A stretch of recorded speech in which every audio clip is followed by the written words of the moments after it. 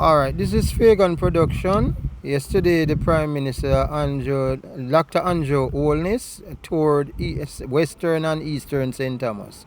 First place he toured was Western St. Thomas, where he delivered a house in Whitehall. Then he moved on to Eastern St. Thomas, where he delivered 4 other houses, including 5. So, what happened is that he went to Hampton Court and he go to Styot, he go to Amity Hall, and 2 other houses in Duckensfield.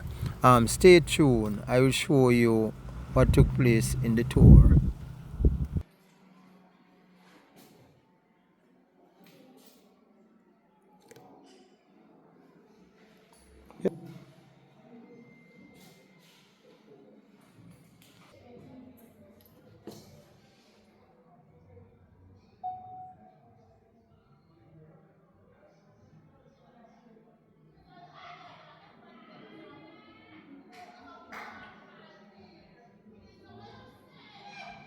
My name begin.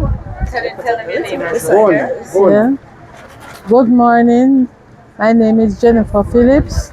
I'm thankful for the government to hand me this home, and I would like to see others benefit as well from this government to give them something like this. I am so grateful because my condition I couldn't explain and tell you.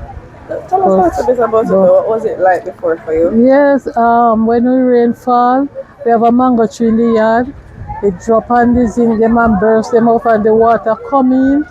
And I can't tell you how the condition was there. Were you the only person living in the house? No, and next day they still there. So it was like a yard kind of situation? Yeah. Okay. Let's just say it's in a complete sentence. So just walk us through what your situation was like before. Who will be living with you, or is it just you? Me and my daughter and my 2 grandsons. Okay. My granddaughter and my grandson. Alright. The little boy that was here? No. Alright. That's it. We keep Jamaica and our people firm and strong. Stand up, labor rights. Stand up for justice. Stand up for truth. Labor rights are proud of their party.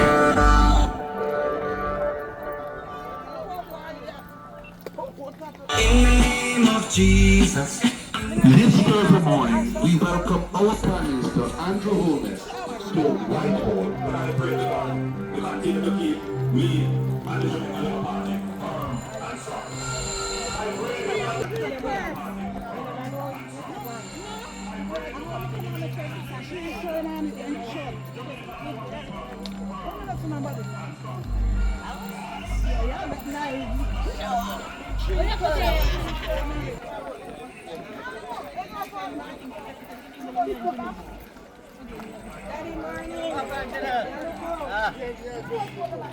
Sherwin, well, go ahead and mention. There, over there. Oh, no, go.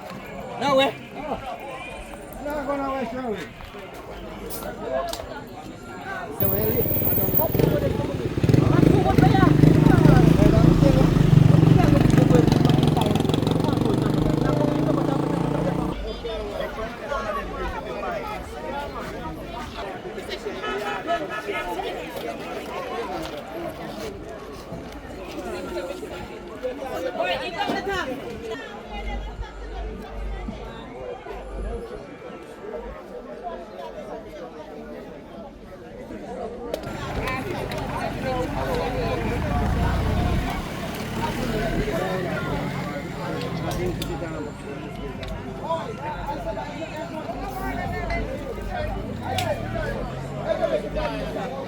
Yo, Shirley.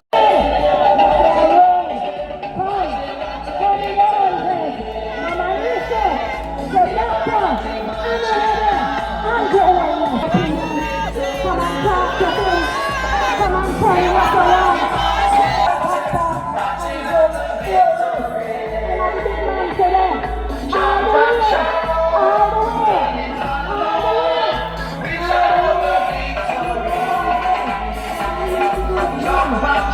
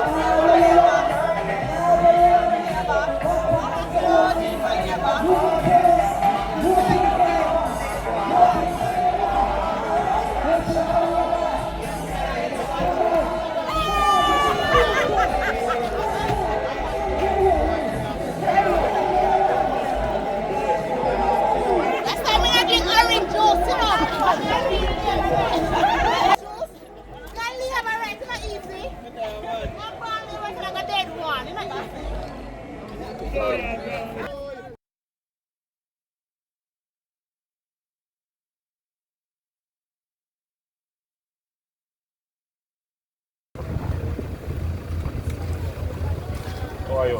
Not bad, sir. How is everything in the area? So far,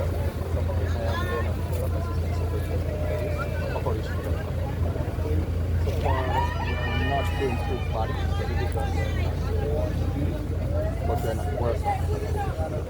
Our crime statistics have shown that we have made some improvement in terms of comparative analysis of last year.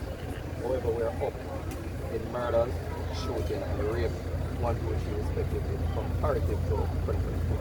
However, our accusatory crimes have so far decreased. So what would account for the increase in the parish? Well, we have seen more of a domestic situation within the parish. We have seen some shootings taking place in some places that is least expected. But nonetheless, we have employed their strategies, increasing our policing activities within our division. So in St. Thomas, which is usually a kind of low in absolute numbers area, so you would maybe have for the year maximum 12, if not many. Well, last year we had 20, whereas we are hoping to lower it by maybe 10%. So we're looking forward for a better year this year. So where are you currently in terms of absolute numbers? So in terms of murders, we are up by 1. We are 8 opposed to 7 last year. Our shooting has increased by 2, 8 opposed to 6 last year. As also a rape, 7 opposed to 5 last year. So we have seen an increase in those areas, and we have employed various strategies to combat those activities that are taking place in some areas that are not known for violence. Is it because of criminal migration, or we have seen sometimes that gangs are just emerging in new areas because other areas are becoming inhospitable to them? What's the situation? Definitely, we have seen an increase in migrant criminals.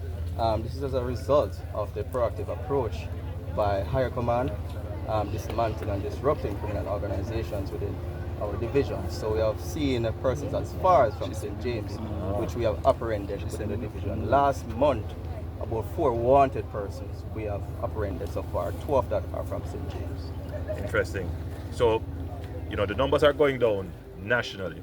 Definitely. But there may be some areas which would experience slight increases. But this is not beyond your capabilities and capacity to bring under control. Well, I have every confidence in you and your team. And the next time I'm here, I'm expecting to hear that the numbers have gone back. Definitely, you will see that result. All right, keep up the good work. All right, thank you, sir. Very good.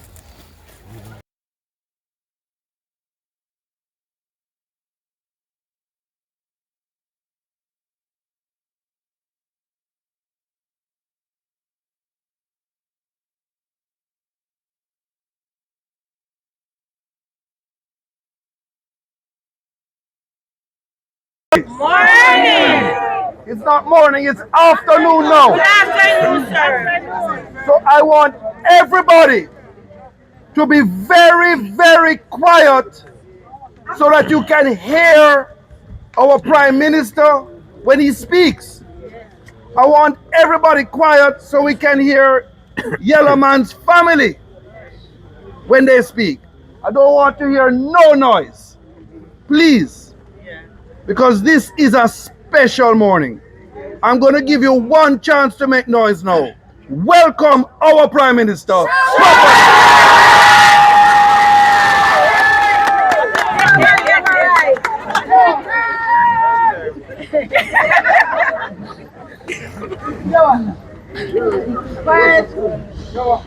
I have to make sure that our Prime Minister knows that the level of work he is doing is not one house.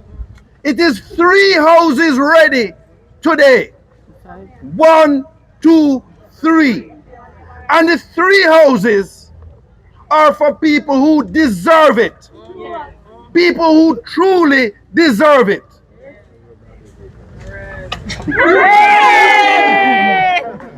Let it be understood that what he, our Prime Minister, has done, he has created history. He has made us understand what it is to care. He has made us understand what it is to tell the truth in politics. Yes. And leadership. Yes. I don't have to talk much, because all of you know what I stand for. Yes. We are going to use the example that this government has set to change St. Thomas, to change rural life, because it's not just urban life. And I'm not going to call nobody ghetto life or inner city, but I can talk about what we know in Whitehall. Urban life is very, very different in its challenges to rural life. And when a prime minister is bringing homes of quality and this standard to rural Jamaica for the needy, it is a change. That is the change.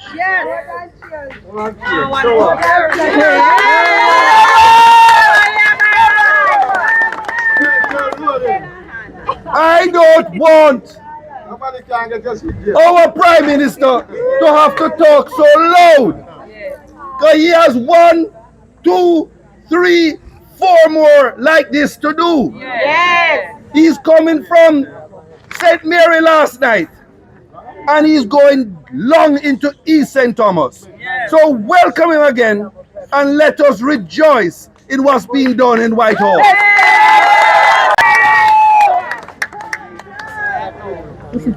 Introduce your mother, explain her circumstances. Hi, good afternoon, everyone. Good afternoon. I'm the daughter of Jennifer Phillips. This is my mother. And okay, afternoon again, everybody. My name is Alicia. I'm the daughter of Jennifer Phillips, this is the person who's receiving the house today. On behalf of my mother and my entire family, I just want to say a big thank you to all the persons who work tirelessly in the paperwork process and all the process in making this house what it is today. I just want to say a big thank you on behalf of my family, and also to our Honorable Prime Minister. Thank you so much for this kind gesture. My family and I are very appreciative of it. Thank you very much. Well, tell us a little bit now, why was your mother selected and what's her circumstances? What justifies her getting this house? Okay, all right. So my mother has suffered 2 strokes in the past 2 years. The last one being December 31st, where she got a brain injury. She has a memory loss problem where most times her long-term memory is what is really there. Her short-term memory is not there, and she's not able to recall stuff properly, and she's in some cases not able to move around properly, which is the reason why she was selected. She has lost mobility in some aspect. She is not able to do her normal job that she usually does, and this was one of the prime reasons why she was selected for this house program. Permanent Secretary. Thank you so much, Prime Minister. Good afternoon, everyone. And I want you to listen to me very, very closely. The new social housing program is one of the most successful and impactful programs that the government is rolling out. And you can see today, Jennifer is testimony to that fact in terms of the lives that we are positively impacting. The beneficiaries here, and for the others that we will hand over today, that the Prime Minister will hand over, are deserving. There is no voice of dissent. There is no beneficiary fraud because of the stringent processes that we apply in the ministry. The social investigation is done. The applications are thoroughly scrutinized by a project oversight committee, which is chaired by a technocrat and consists of persons from other ministries, such as the Ministry of Labor, from other entities such as the Heart NSTA Trust, such as persons from Ministry of Education.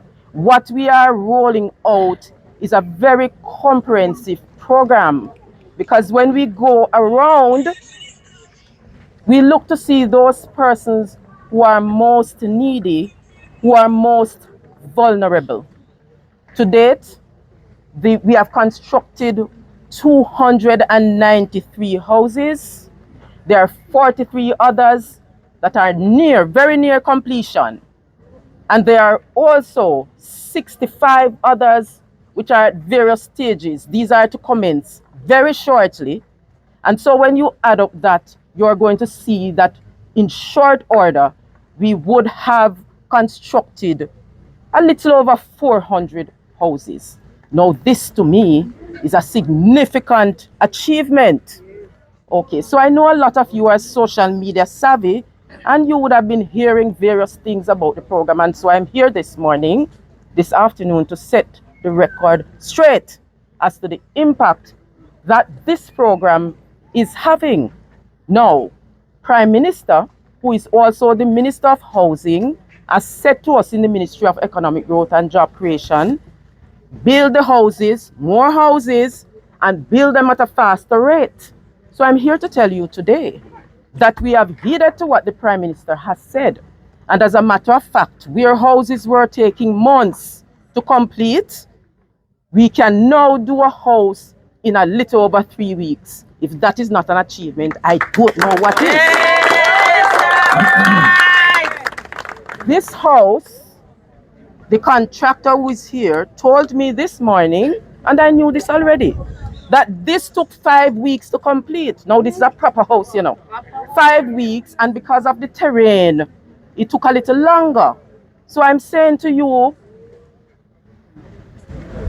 hold faith, have heart. As the program is the Hope program, I want you to maintain that hope, because more houses are coming and they are coming to you at a faster rate.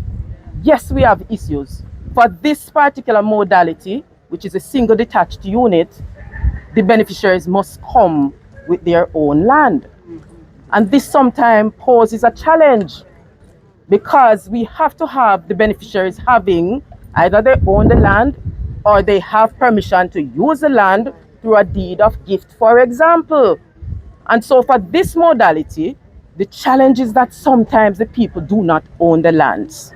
All right? The challenge also, because the construction sector is doing so very well, sometimes we can't find a suitable contractor who will take on what they consider small work.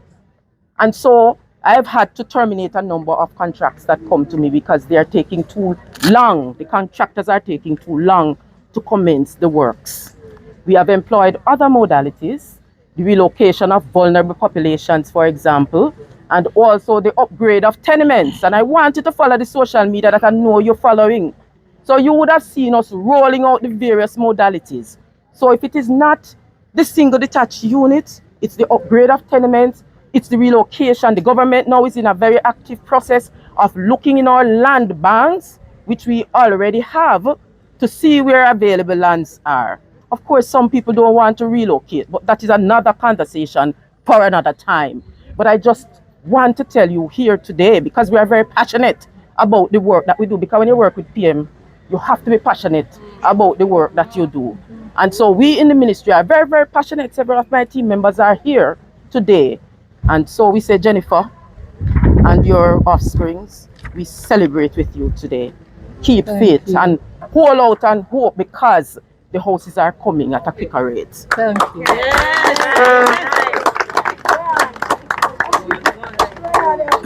Well, after that explanation, there is very little for me to say, other than to endorse what the permanent secretary has said. Now, this program is a demonstration of the government's commitment to providing housing for all segments of the housing market in Jamaica. So there are some people who can go to the bank, get a mortgage, and buy their house. They have their deposit, they are fine, they qualify. There are some persons who are not able to go to the commercial bank all on their own. So those persons would need the support of the NHT to help them with reduced interest rates and various other programs to allow them to get access to the house. And then there are persons who they may have just started, they may have a job, but they are young people. And even with the benefits provided by the NHT, they may still need some support. And then there are persons who have no income or very low income.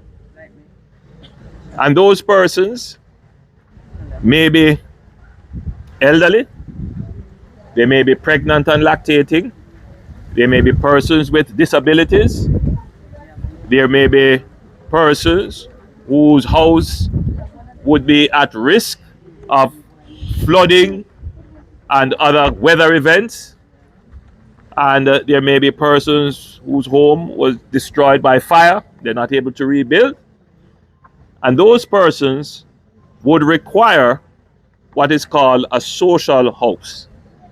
That is support from the government, which would amount to almost 100% subsidy of their housing or shelter. The range of social housing starts with the government providing drop-in centers for our homeless people. Minister Mackenzie is doing quite a bit of that under local government, where we have built several drop-in centers in Kingston, in Montego Bay, where homeless persons can go and get shelter, they can get a bath, they get food, and sometimes even medical attention. Then again, under local government, we have a system of infirmaries. Right here in this parish, you have an infirmary where persons who are ill or who get old and are shut in, some of them, they can't move about, they have no family to take care of them. The government provides that shelter. But then we estimate that there are about 6,000 households in Jamaica where people live under the worst of the worst condition. They may not yet be a candidate to be put in an infirmary, but where they live, you wouldn't live there. You would say, boy, my situation bad, but there is worse. And this is what the new social housing program is targeted at. So if you notice the persons who have benefited from the new social housing program, it is not just that you don't have the income to build a house, but we have helped quite a number of persons who are victims of domestic abuse, for example. Quite a number of persons with disabilities. Quite a number of persons who have been struck with illness, as in the present case.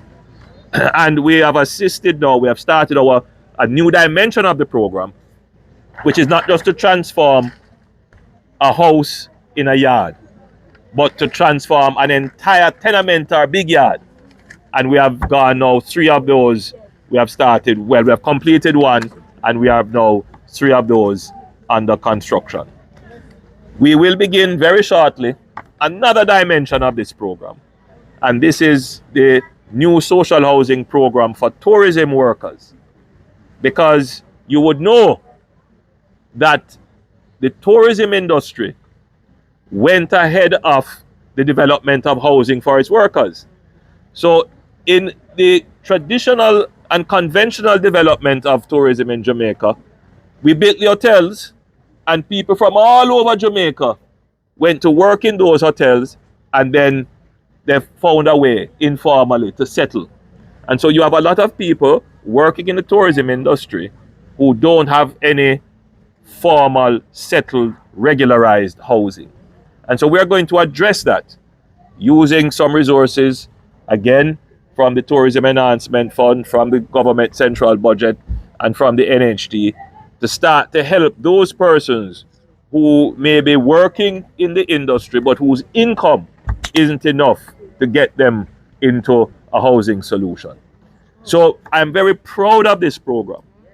And the reason why I'm proud of it, there have been programs like this before, but none of them have lasted this long. None of them have shown the endurance. None of them has had the commitment of the government's budget year after year after year.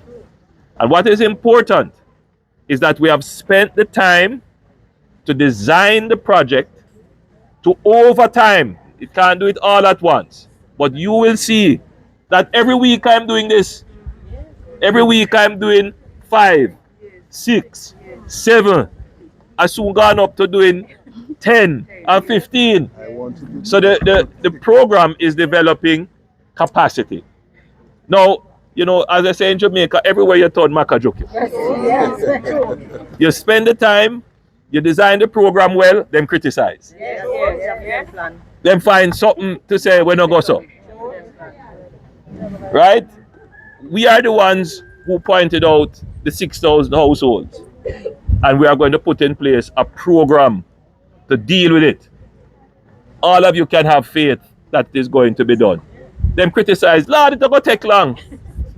Well, before there was nothing. Now at least you see that the program is delivering step by step. Because no matter if everywhere you turn Makajukyo, always remember 1-1 Cocoa. Full basket. All right. So my point is well made to you. So we no matter the naysayers. What we are focused on is filling that basket with hope where there was none before. And see the evidence of the things you hope for here? You see the evidence? That is called the substance of faith. So you can have faith in the government, that the government will deliver. Yes. Right? Good. So before we hand this house over to the deserving beneficiary, Miss Jennifer Phillips and her family, her lovely daughters, I have a few requirements that we expect will be fulfilled to protect the public funds which are used to build this house. And those requirements are in a document called the social contract. So the social contract says, right, Miss Jennifer, that you're going to maintain the house in the state of repair that you received it. Your daughter can speak on your behalf. Is that the case? Secondly, that you're going to live in the house. You're not going to rent it out or do anything like that. This is where you're going to live. Yes? Yes. That if further fortune were to smile on you and you won the lottery, for example, and you decide to go 1 story up, before you do any modification or alterations to this structure, you must first get in touch with the new social housing program, because the house is built on a specific foundation using a specific building system, and you don't want to interfere with it without knowing the engineering that would be necessary to keep the house structure integrous. And then anything you're going to do in this house must be legal. Legal light and legal water. Agreed? All right. And then the most important thing is that you and your family will continue to be positive, participating, and upstanding citizens of the community. It would be a real tragedy if you got this house and then turned out to be a plague on the community. Right? So you must continue to be a symbol of hope. That every time people pass here, they're going to say, you know what? Them deserve it. Me deserve it too. And I'm sure mine is going to come. Yes. Rather than pass and say, you see, them people never deserve it. And then deprive me. Yes, yes. And that is, so you have to maintain this positive attitude towards the community. All right. So the clouds have covered the sun a bit to give me a little bit of relief. Yes. So we can now sign the social contract. Are you able to sign? Yeah. Okay. All right. So you'll sign here, and it will be witnessed by your member of parliament. So there you go. Well, there's a pen, James. Open it for her.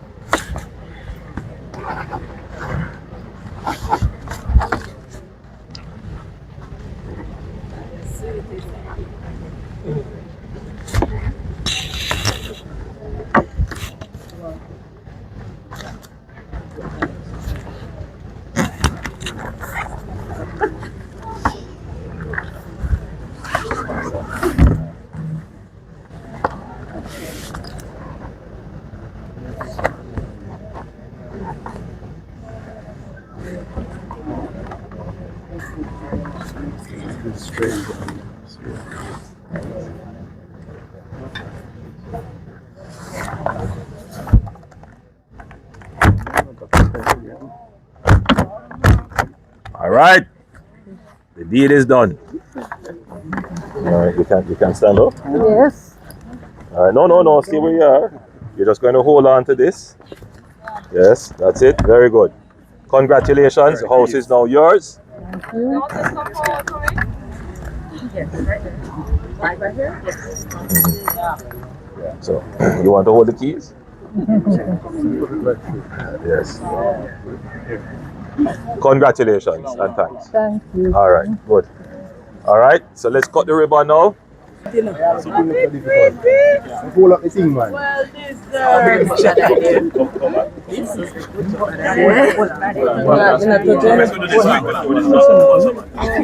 One, two, three. All right, ready? Yes!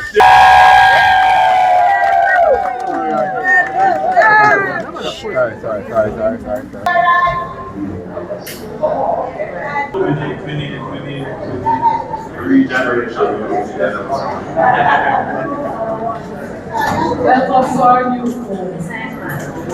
Nice. There you go. Did you select these tiles? Yeah. These are fantastic. Yes, It gives a nice pop to the space, and it's a really nice space. Very nice. Very nice. And it's two bedrooms. Yes, it is. And a nice wow, this is a lovely bathroom. Very good. Yeah, it's tastefully done and built within 5 weeks. Yeah, half of it and they've done a very good job. I hope you enjoy your new home and your mom. All right, and I hope this will help with your recovery. All right. God bless. Thank you. All right, everyone. Thanks. Cut ribbon, me Prime Minister! How are you, my dear? Cut ribbon! Where's the nurse? All right, after we do this. Right now, it's Right, you can take it out. All right. Nurse, go ahead. That covers was White House and the Resedients Valley Council. And so this wheelchair that we're receiving today at the White House Center could have come at a better time. Sometimes we have persons who need assistance with moving about to come to the facility for like blood pressure check also. So this would be a great assistance in helping us to give them the service that we need. Thank you very much. Well, you have to thank your member of parliament and your councillor who are so observant of the needs of their constituency. It is these small things that help to improve the quality of life. Can you imagine, you're going to the health center, you're not feeling well, and there is no wheelchair to help to escort you in. And these are just some of the small challenges that your elected representatives can assist with, and I'm very happy to see that the councillor and your member of parliament is doing their part. Well, I am not going to speak after the Prime Minister. He has spoken. My only regret today is that he's not spending 48 hours with us. That's my only regret. We have so much to show you. Well, make use of the 6.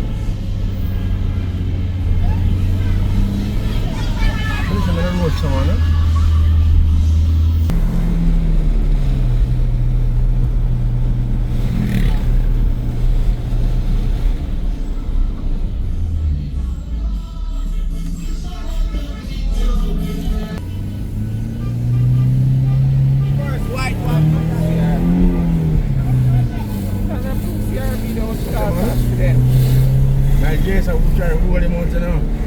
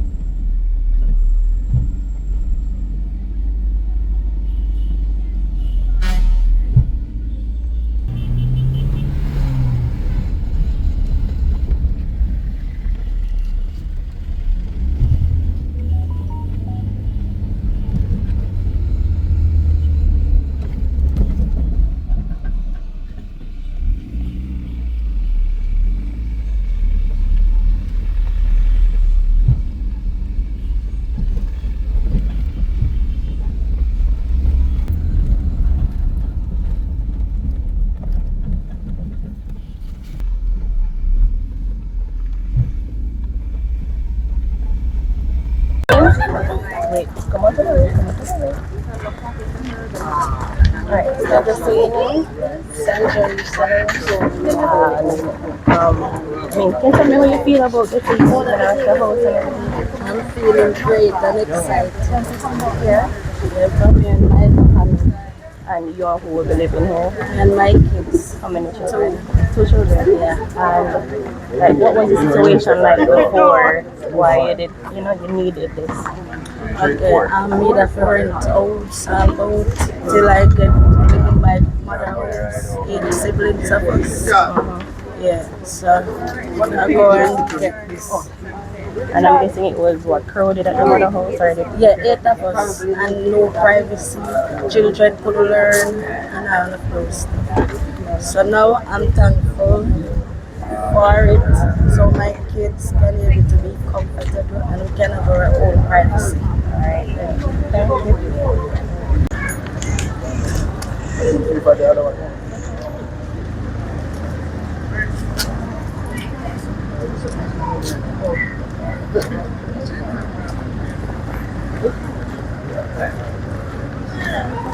So say what you're saying.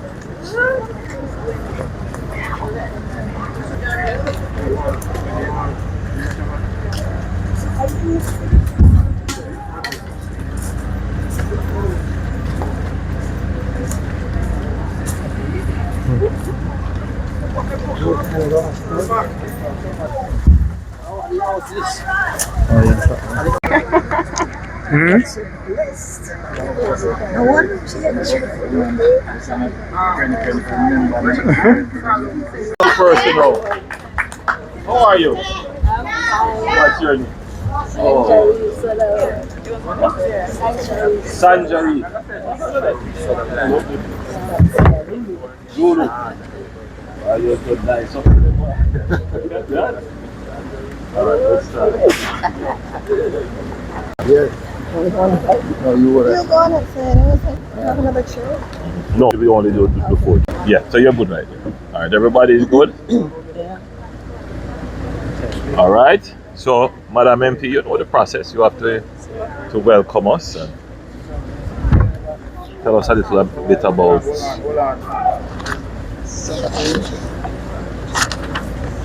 behind what, right? But tell us a little bit about your story. People want to hear. They're going to look at you and say, but she's a young girl, how she get it? What was your struggle? What was your story? But you don't have to start now. Okay. But you didn't have like a lot of people that lived in the house, right? Yeah, I remember. MP, start us off. Well, good afternoon, everyone. Good afternoon, everyone. Good afternoon. It's a really good day today. I'm very proud to be a member of Parliament today, especially. I call her Lulu, back in 2019, and while walking, she brought me over to an area to show me where she was living, and it was an area that brought me quite a bit of sadness. And all she wanted from me at that time was to be able to give her a little bit of money to put a little one room together.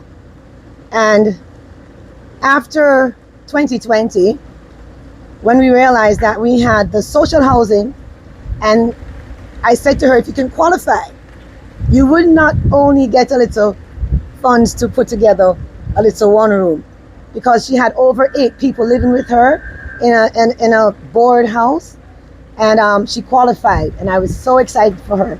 And today we are here today to hand over keys to someone who is a family lady and someone who's really deserving of this house. So I want to thank the Prime Minister, thank the Ministry of Economic Growth and Job Creation for this. Today is a good day to be a member of Parliament for you, eh? Yes,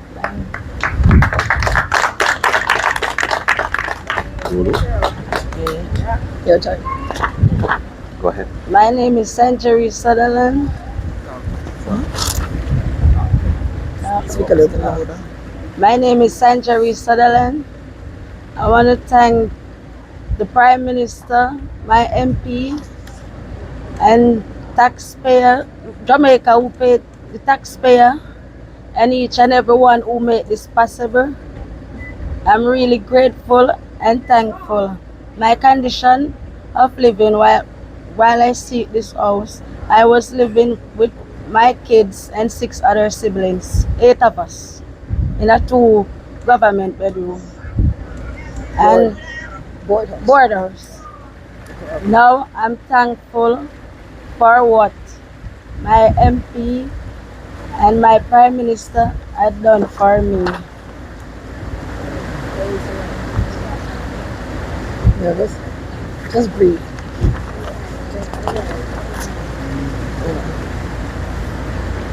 All right. All right. Yes, you want to say a few words? Thank you so much, Prime Minister. I want you to look and see the before and after pictures. See the difference. This is what the Ministry of Economic Growth and Job Creation under the leadership of the Prime Minister, who is the Minister of Housing, is doing. Time and times again, is really one of the most successful and impactful program that the government is rolling out. To date, we have constructed 293 houses, 45 or thereabouts are very near completion, and we have about 65 at various levels, just about to hit the procurement process. So in very short order, we're seeing a total of about 400 and odd houses being constructed. I say that to you to say that the program started off a little slowly because, you know, over time we would have developed the experience, would have built the capacity, and so we are there now where we are able to deliver many more houses. As a matter of fact, we have moved from a timeline of construction of months, 4, 5, 6 months. Now we are down to 3.5 weeks. You know, if the terrain is not flat, then it might take a little longer time than the 3.5 weeks. But on average, we are giving out 4 houses per week, at least 4 houses. And in the months and weeks ahead, we need to double this amount, triple this amount by the directive of the Prime Minister. And the budget will be in place for it. In fact, the budget has been in place for quite some time now, and we continue to make a significant impact. We do have some challenges with the program. This particular modality, which is a single detached unit that Ms. Sutherland and her family will benefit from, persons have to come with their lands. They either have to own the lands or they have permission to utilize the lands. And I want to emphasize that when this building, we are handing it over today, these units are the beneficiaries' units built on their own lands, so it will not be taken away from them. Right, so I want you to understand that. Yes. So we are employing other modalities. We are relocating vulnerable populations as well, and we are upgrading tenements, what is called our multi-housing facilities. And we have engaged these facilities. And if you are reading and if you are looking and being wise and knowing for yourselves, you will see that the government is making significant progress in this area. So the Project Oversight Committee, which is chaired by a technocrat and has many other government entities on it, we meet. And just to bring the point about the land ownership, just this month here, we were meeting, we had about 33 or so, Sakargi will tell you, submissions to look at.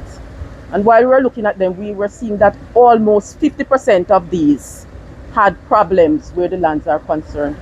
But not to worry, we are engaging the other modalities.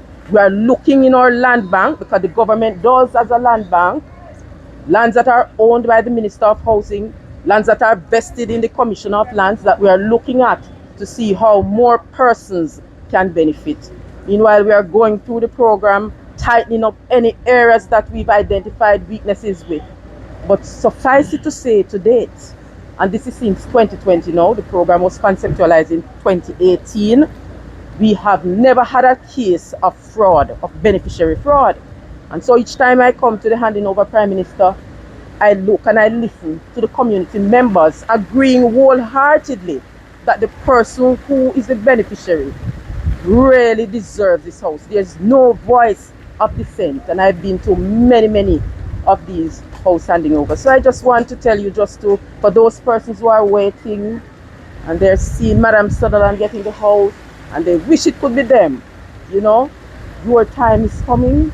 Your time is coming. Once you qualify for the house as being a person who is in need by the set criteria that we use, your time is coming. Keep the faith and have hope.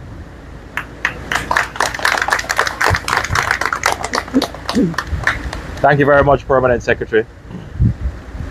It is indeed my great pleasure to be in this community today to hand over this unit to Sanjie. That's a lovely name. Never heard it before. What's your last name? Sutherland. To Miss Sutherland. Sanjie Sutherland. Yeah. Sanjie would have pointed out her housing situation before, and she is indeed deserving of the housing unit that is here. How many persons will be living in this unit with you? 3. That will be yourself? No, 2. Me and my 2 kids. You and your 2 kids. Yeah. Before you were living with family? Yeah. And 8 of us. we're living in a small house. Yeah. And so today now you are liberated essentially.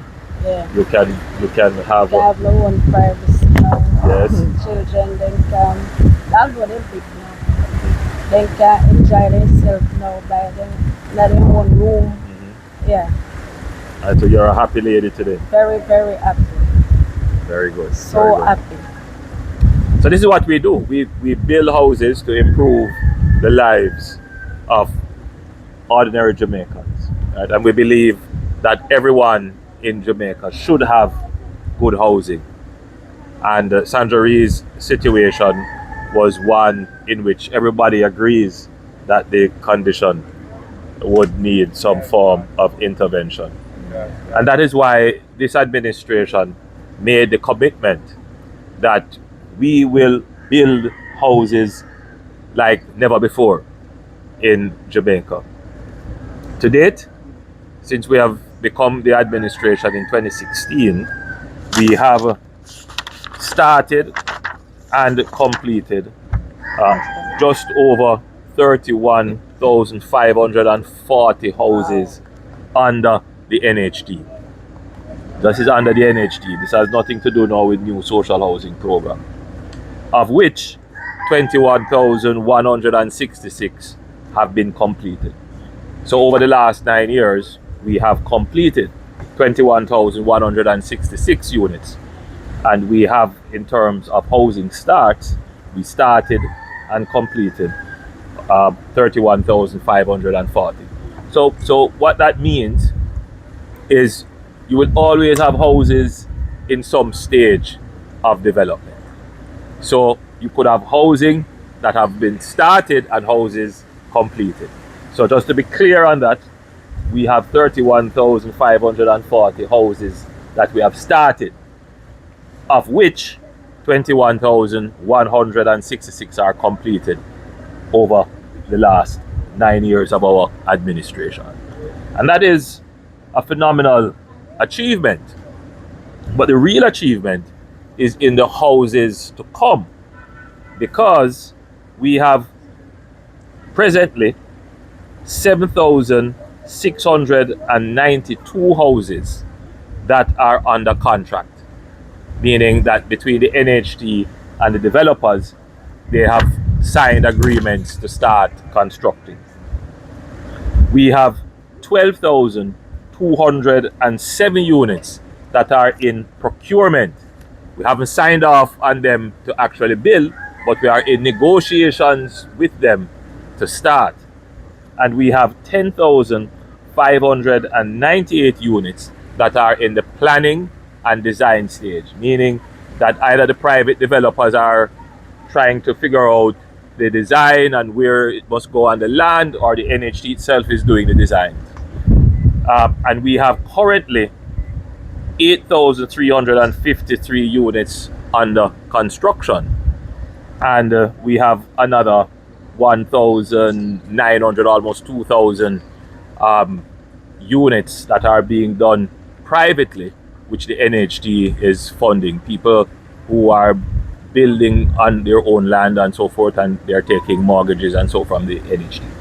So if you take that into consideration, the NHT has about 40,631 units that are in various phases of development, and that would be probably the largest number of housing units that are either in planning straight through to construction. So what we have done as an administration is to increase the capacity of the NHT to undertake housing. Now what you will see happening going forward is that the rate of completion is going to be increased significantly, because if we have currently 8,353 units under construction, let's say it takes a year or two to complete, then clearly, next year you might see 4,000 units coming on stream to be sold on the market, and then the following year another 4,000 or 5,000 units, and then the following year you might end up at 5,000 units as those that are under contract go into construction, those that are in procurement, those move over into contracting, those that are in planning and design, they move into procurement, and so forth. So we have now established a very solid bank of housing developments which will now come to market, and that will have an impact on the supply of houses.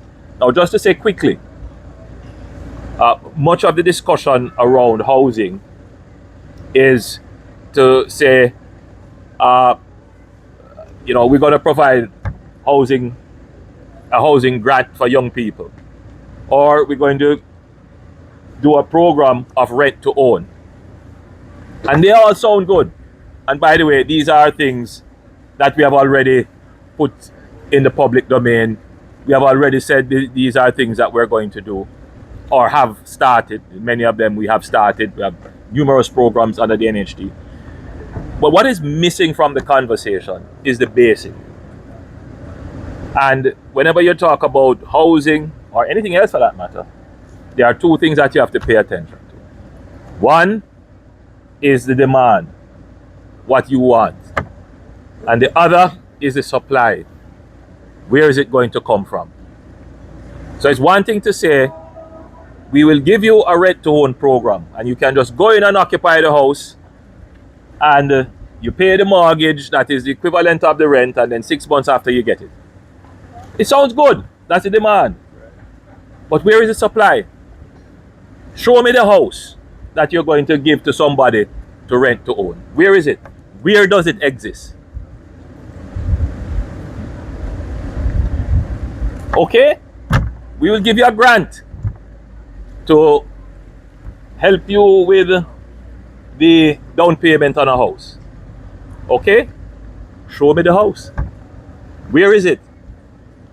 So some people come to you with good sounding promises.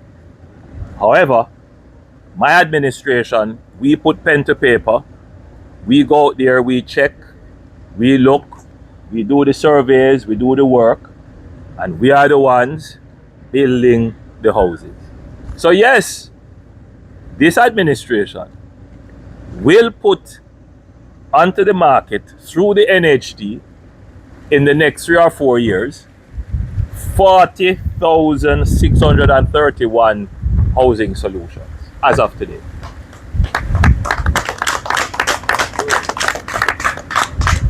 And this will substantially have an impact on the shortage of houses.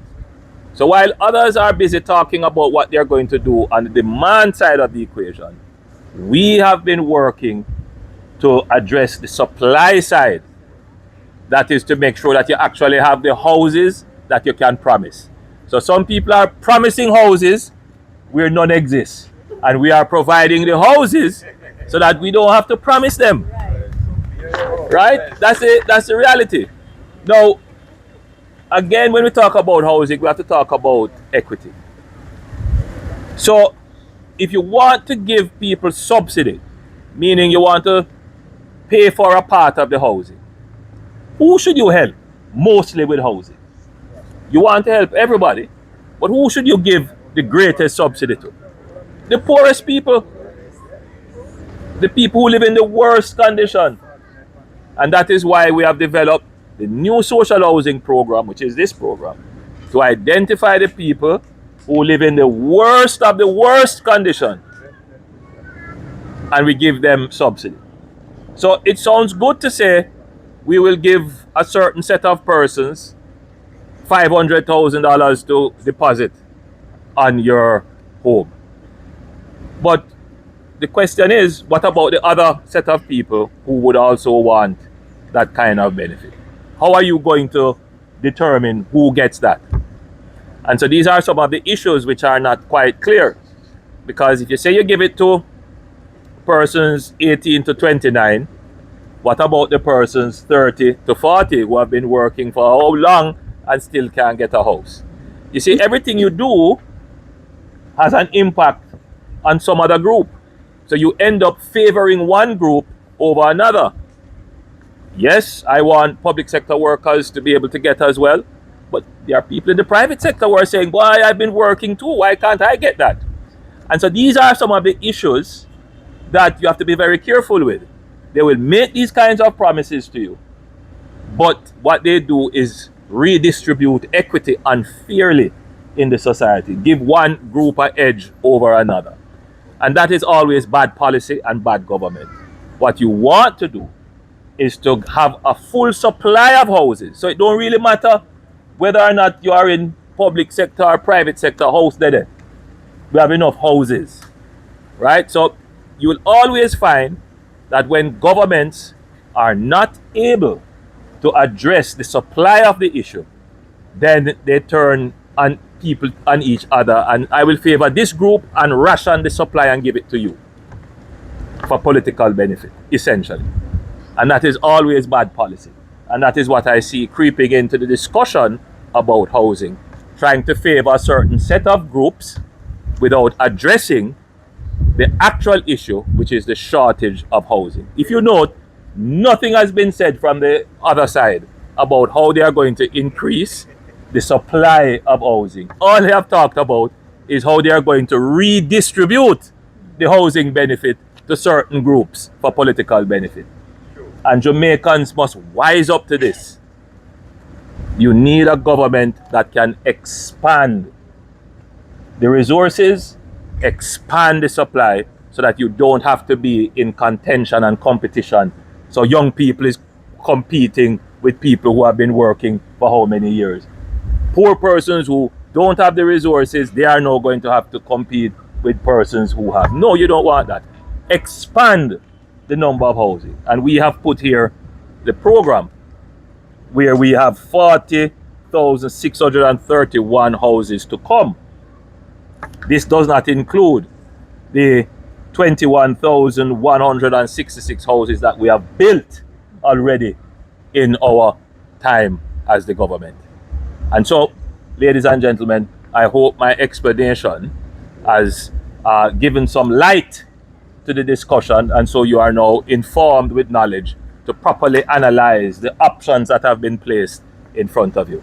And having said that, let us now turn our attention to this specific program, which already has added 293 houses to the housing stock. Not little houses. They are small houses, but they are substantial. They are proper houses. And we have 43 in addition to that is under construction. And we have almost 60 more to come in varying stages. And this program, yes, it is a small program because it's designed to treat with the individual circumstances. This is not a program designed to build a housing scheme. This is a program that is designed to go throughout Jamaica and find persons who are living in housing conditions as you would see across there in the before and after picture. It's designed to address persons who are living in tenement yards. It is designed to address situations where persons' homes are threatened by environmental conditions. And this program has assisted so many Jamaicans, persons with disability, persons who have suffered domestic abuse, persons whose house was destroyed by fire, including acts of arson, persons who were living in a tree. I've seen that. Persons who were living in cars, several cases. And what this program is, it is the conscience of Jamaica. That's what it is. To say that nobody should live below a certain housing standard. That is what this program is.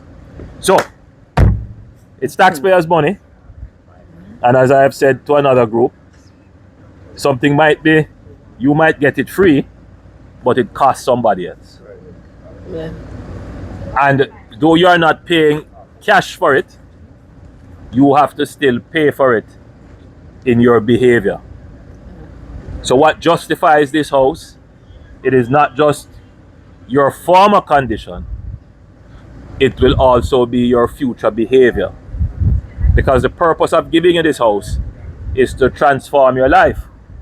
And that transformation shouldn't only be internal to you, that transformation must be for the benefit of the community.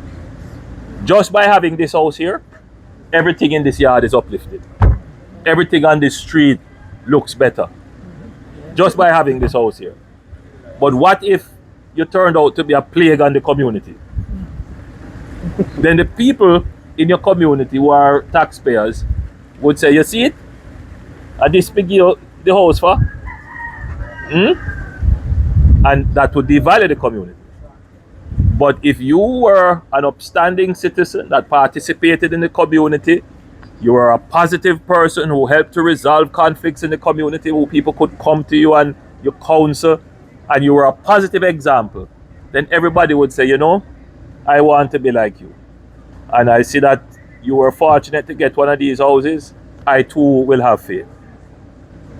So that's one of the conditions, that you continue to be a person of hope, positive, law-abiding, decent, and upstanding, and your children will also portray that. Agree? Yeah. Agree? Yes. The other thing is that you see how the house look nice? Yes. When I pass back here next year or so, and I want a glass of water, I must say, you know, I drive past the house there because we wouldn't drink from the house there. Right? You must maintain the house in the condition or better than you received it. And everybody in the community must say, you know, she really take care of the house, you know. I will. She's an example. Agree? Yes. And then, when I pass back here a year or so, and let's say the house is in good condition, and I come and knock, and I say, Sandrine! Sanjie! I don't hear, no, she don't live here again. No, I would say, Lulu! Lulu! And then I hear, no, Lulu doesn't live here anymore. She rent out the house and gone somewhere. No, that wouldn't work. Because everybody else would say, but you didn't really need the house. Right, you never did need it. So you agree that you're going to live there. Agree? Yeah.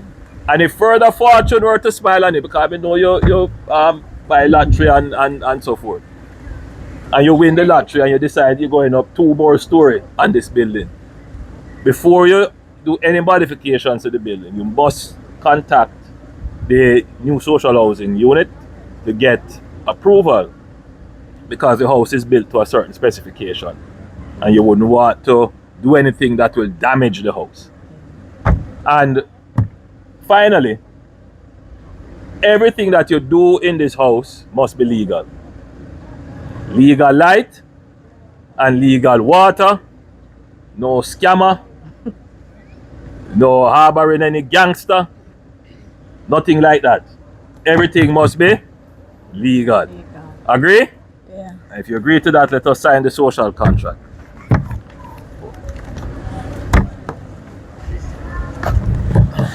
So this contract is to protect the interests of the community and the public in this house. All right, so you sign right there. You're lefty? Yeah. Oh, I know that.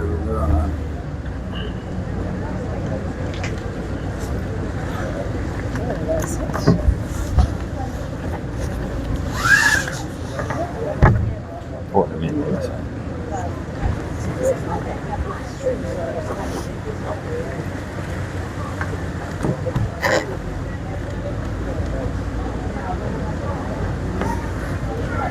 yeah, good. All right, so let me stamp it. So the house is now signed, sealed, and delivered.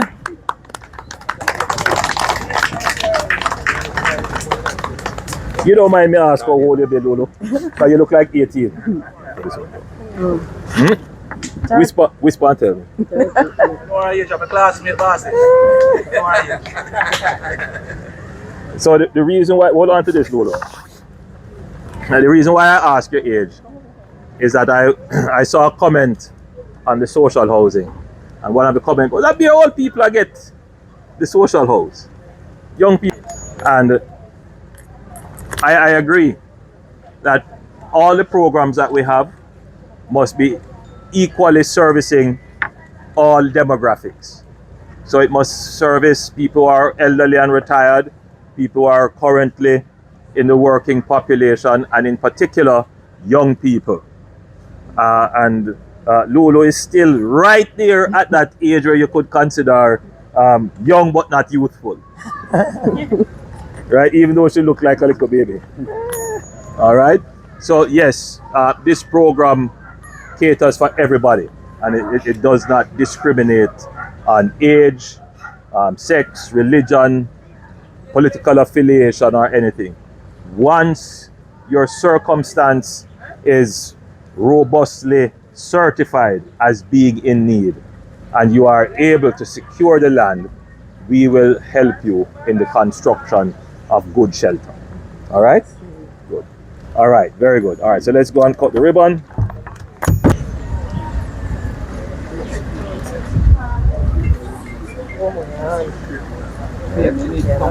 Yes, of course.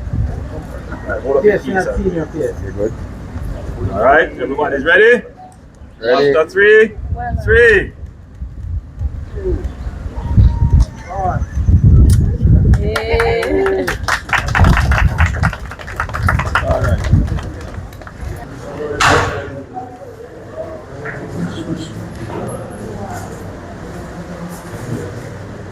Come on, we're good to go. No, you have to come in and say.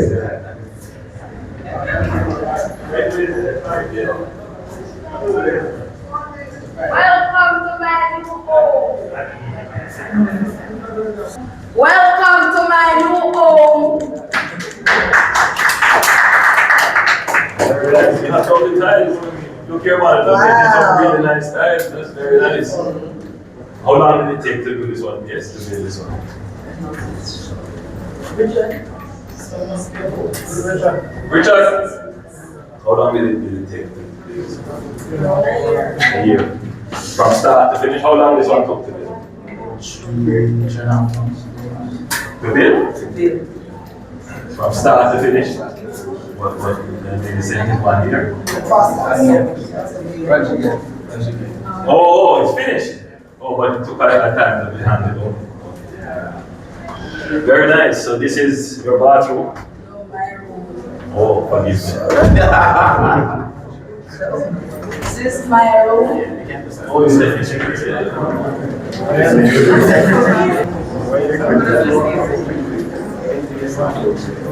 Oh, and then This is my bathroom. Yeah, my son and my daughter. Oh, how are you, my dear? And how you feel about this? I can't hear you. I'm so super proud about my Excellent. So you're out of school now? Here. And you work? Yes. Good. And where's your son? All right, good.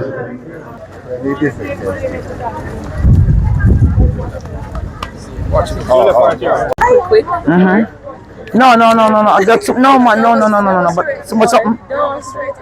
Can you tell me about the? Just introduce yourself first. I am Sadi Dawson. And tell me about how you feel about getting this house. And when I you feel here. good. I feel very good, miss. You feel good. Yes. And I'm pleased with it. Yeah. And what was your situation before? My situation Yes. was deplorable. Yeah. Mm-hmm. Tell me some more. Me was on my son for me. A hurricane blow breadfruit tree drop down on it for me. When rain fall, water come in for me. So it was that deplorable condition. Oh man, so you feel And I good? thank God for this one. Yeah. And thank God for the Jamaica government. Yeah, man. And you will be benefit from this house now. Pardon? You want who will be benefiting from it? This house? Let them have a lot of grandchildren, you know. They're no funny place. So your grandchildren will be staying Yes. here? We are gonna enjoy it. Alright then. Okay. And how many bedrooms? 3. 3 bedrooms. Alright, so it has to be 3 bedrooms. Yes, ma'am. From poverty to prosperity. Is there anybody you'd like to thank first? Thank? Why me have to thank the taxpayer of Jamaica, thanks the MP, our councillor, the Prime Minister, and the whole Jamaica, whosoever make it possible for this occasion. Alright, thank you so much, Mr. Dawson. Yes, ma'am. Can you repeat your name one more time? Sadi Dawson. Alright, let's get you right.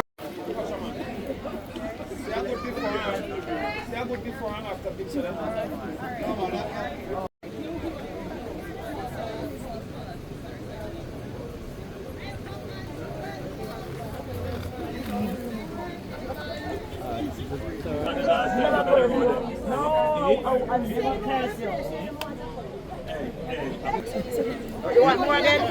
You want more? Big up yourself. Hey! Want more than Prime Minister? Are you more? Yeah.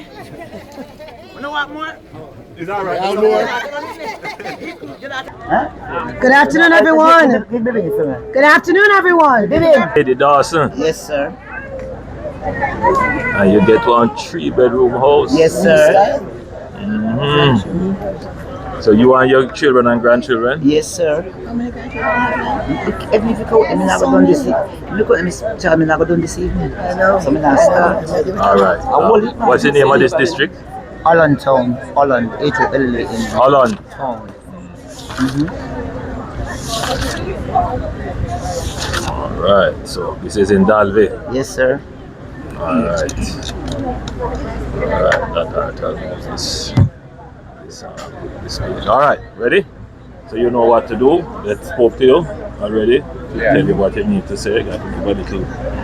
Again, more than you want to find. Come on, the plans I'm not doing. Make them see say you have a soft side. She does. Good afternoon, everyone. Once again, I am here. Second house today.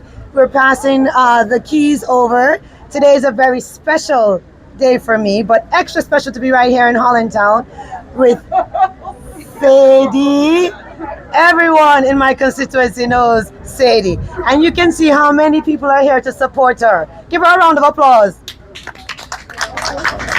So when I met Sadie, she was living in a deplorable condition, and Sadie has so many grandchildren, and she applied for the social house and she was granted it. It took a little bit of time, but at the end of the day, she ended up getting the new style. So you're looking at the new version of the social house. So here we are, a well-deserving person, and I'm very happy to be here today. Sadie, your turn. Breathe. You'll be good. Breathe in, breathe out. All right. Well, I'm here to tell each and everyone thanks to the Jamaican government, thanks to Honorable Prime Minister, Mr. Andrew Holness, MP, Ms. Michelle Charles, our councillor, Mr. Michael McLeod. I thank you all, and I thank each and everyone who made this occasion possible, and thank you. You have to thank the taxpayer. Yeah, the taxpayer. I thank the taxpayer of Jamaica. No, say it properly. Say.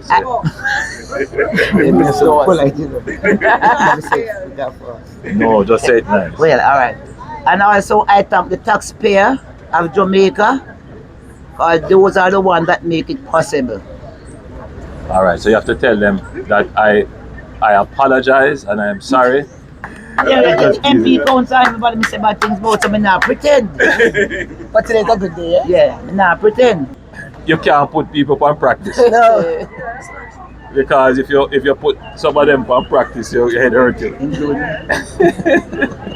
Yes, go ahead. All right, thanks, Prime Minister. So we are here today. We are very happy. My team and I are very happy to share in the joy of Madam Dawson, the beneficiary of this lovely unit. Look at it look proper. Yes. And the contractor is here, one of our reliable contractors who does very good work. And so, this is what the new social housing program is doing. Transforming the lives of those who are most vulnerable. Fixing up Miss Sadie and our many grandchildren and giving them dignity and decency. And we thank God that this program is being rolled out for such a time as this. Shower, labor rights. Shower. And the next thing I would like to say, the people that have to say that if anything happens to me, somebody is gonna take it. I want to tell the world that is a lie. That is a lie. And so, Miss Dawson, we hear you. We hear you, Miss Dawson, and we ourselves listen to what is being said, and we want to dispel the myths that this house would have been built on lands that Miss Dawson either owns or has permission to use. And so the house having been built will not be taken away from Miss Dawson. This government doesn't do that. And so we want to make that very, very clear. To tell you a little about the performance of this outstanding program. To date, we have constructed 293 units, housing solutions. 43 will come to completion shortly. And then we have another 65 that will come into being just during this financial year. And so when we add that all up, we are seeing about 400 housing units to be delivered in very, very short order. Shower, labor rights. Yes. What I want to say, your MP, because this one is constituency driven. So your MP, Dr. Charles, would have seen the plight of you, Madam Dawson, and an application would have been made to the new social housing program. We have a project oversight committee in place, and it is chaired by a technocrat. And we also have several other entities there, including the Ministry of Labor, the Heart NSTA Trust, Ministry of Education, because I note Miss Dawson has grandchildren, and they are school-aged grandchildren. So it's a comprehensive program when we go around and the assessment is done, apart from looking at the real need. And we're happy because each time that a house is handed over by Prime Minister, we see where everybody agrees that the beneficiary is indeed deserving of the unit. So there is no beneficiary fraud in this program, not at all. And it's going to be highly improbable for that to happen because of the very stringent guidelines that we follow. We have handed over houses. This is our third for the day. We are handing out 5 today, and indeed we have more that are ready to be handed over. Prime Minister has said to us, build more houses, build them fast, quick and fast, young people say, right, Mr. Adams? And so he has given us that mandate, and we are carrying it out with alacrity. So each week, you will see the Prime Minister handing over houses. We have an average of 4 now, but we are steadily increasing that number. What we are also working on is reducing the time for construction. So we have moved now from months, and this one was built in 5 weeks. The contractor is here, and he will tell you that the rains came and delayed the works. It would have been quicker than that because we are seeing now 3.5 weeks a house is being completed and the structure can stand up. And so I just want to encourage persons just to continue to have hope because your time will come one day. Thank you so much.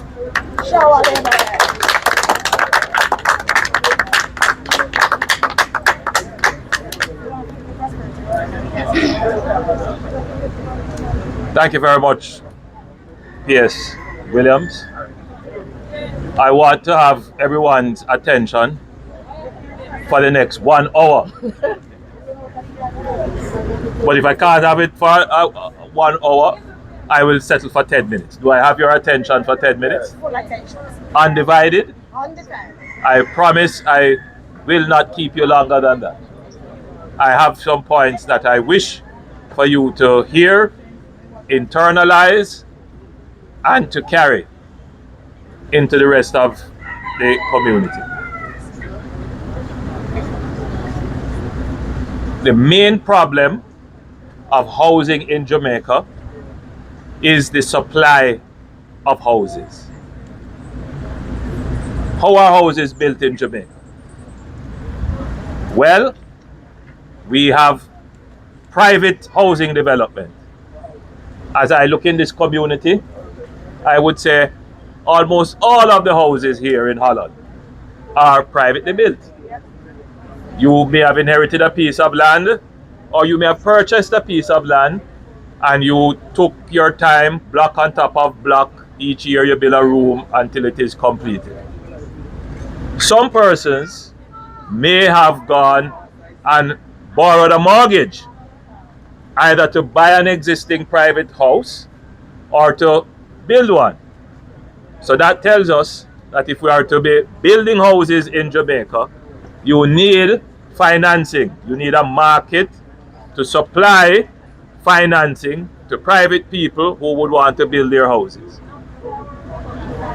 But sometimes you don't have the land, and so you need land to be provided. The government can play a role in this. The government can play a role in providing the financing, supporting mortgages, or providing the land, or indeed developing the house themselves. And that is where the NHT comes in, the Housing Agency of Jamaica, the Jamaica Mortgage Bank, the Ministry of Housing, and indeed the entity under its supervision, the new social housing program. So all of these entities come in to help with the supply of housing in the market. The NHT in particular plays an extremely important role in supporting housing. And it does this by, first of all, providing mortgages at interest rates that are very affordable, in fact, below market. It does this by providing financing to developers, and it does this by undertaking sometimes developments themselves. Since becoming the Minister of Housing as Prime Minister, I have directed the NHT to focus its attention on building low-income housing for the primary reason that the private housing market is in a far better position to provide housing that you would consider lower, middle, and upper middle housing. Where we have a real problem with supply is in lower income housing. And therefore, we have asked the NHT to focus its effort there. I have asked the NHT to undertake the development of 43,000 housing solutions over the next 5 years. 43,000. Now 43,000 might sound a lot, but the estimate is that if we are to truly satisfy housing demand, we need to have in train about 150,000 houses. If we were able to bring on board 150,000 houses into the market, The impact of that would be as follows. One, housing prices would go down. Two, informal communities would stop emerging overnight. And three, you would have better living conditions for most Jamaicans. So the objective of any government now is not necessarily to focus on the demand for housing. There's a whole heap of demand for housing, and you will solve the demand problem for housing once you get people employed, earning income, and having interest rates that are accessible and reasonable. Now, where the problem is to actually build the units. So we have under construction now, or in contract, or in some form of planning, we have 40,637 units that are under, let me read them out for you, under construction, order award of contract, in procurement, planning and design, and what we call daily intake. People who just walk into the NHT and borrow to build. Yes. So under construction currently, we have 8,353 units that the NHT currently has under construction. Under contract award, we have 7,692 units.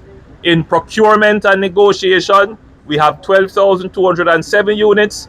In planning and design, we have 10,598 units.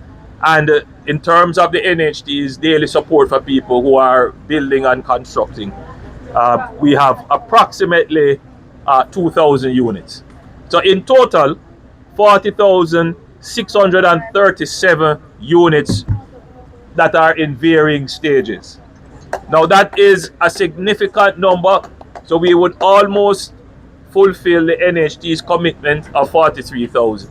So that means in this year and in the years to come, you're going to see more houses come on the housing market. And in fact, I am pleased to state that it is not just the NHT that we have tasked with building out these 75,000 houses. We are satisfied that we have that 40,000, but we have developed the Bernard Lodge program, and that will deliver anywhere between 10 to 15,000 housing units. Yes? And then the HAJ, they have between 8 to 14,000 units that are currently in planning, in contract, and actually under construction. So we are well underway in meeting the commitment for 75,000 housing solutions. Now that is a real way in which the Jamaican people will benefit from housing. Yes, people will need better interest rates on the demand side. Yes, we can create all kinds of creative ways of funding grant programs to help people to actually afford the houses. But if you really want to make an impact on housing, you have to deal with the supply of houses. You have to actually build more houses. And this government is building more houses. So others will promise you houses, we deliver the houses. And by the way, every week I am somewhere in Jamaica. I'm coming to a community near you. We are delivering one of these social houses. Sometimes we do 4 and 5. Today we are doing what, 5? Yes, the other day I did 7. I've gone up as many as 8. And this program is doing its own part in providing housing for all Jamaicans. Now, having said all of that, Sadi, Yes, sir. we have a social contract here that we are asking you to sign. Yes, sir. The contract essentially says Yes, sir. that you will take care of this house Yes, sir. like it was your child. You agree? Yes, sir. That you're not going to rent it out. You live in this house as your main residence, your only residence. No, sir, I can't rent. I have too much grandpicking money for rent house, sir. Yes, I rent. That anything, hold on, we don't finish yet. Hold on, more clause there that you have to tell me yes or no, publicly, so everybody hear it. If you were to win the lottery and you decide that you're going to go 2 stories up, yes, sir. If you do any modification to this house, you have to get in touch with us and tell us before you do it. You agree? Yes, sir, no problem. All right. Anything you're going to do in this house, it must be legal. Not illegal. Not illegal. Okay. So you must have legal light, Legal water. legal water. Legal everything. Yeah, no scamming, no gangster business, not like that. We couldn't scam this way. Prime Minister, I will book at this place as well. We could not just scam in our box, so. Well, we could not just scam in our box. Anyway. I mean, I have to get like a joke. Yes, serious, sir? like a joke, true. All right. No, give me like a joke. All right, Sadi. All right. Lastly, Sadi. Yeah. That one never give you a problem. This one requires that you must be a decent, upstanding citizen in the community. Do you agree? Yes, Mr. That you're not going to cuss off nobody, that you're not going to get in an argument with nobody? So, Mr. You promise? I promise. No! But enough time, people in argument to do. Me? I want to say something, you throw back or something. You ever hear me throw back not for nobody? Are your name is perfect, sir? You're born perfect. No, sir.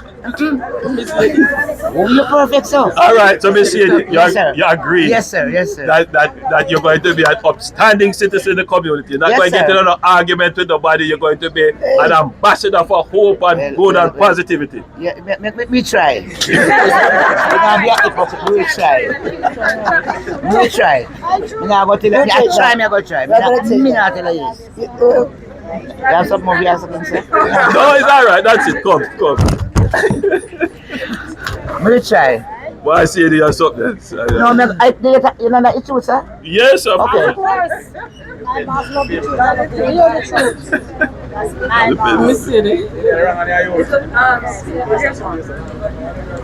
How's I wrong on? Come give me the right one. How is it?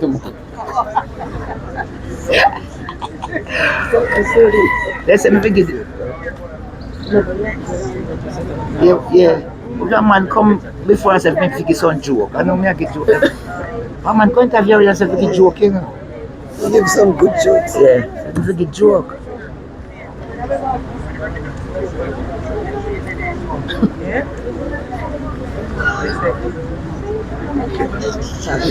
All right, good.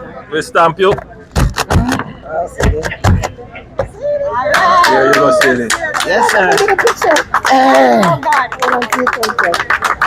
And thank you again, Prime Minister.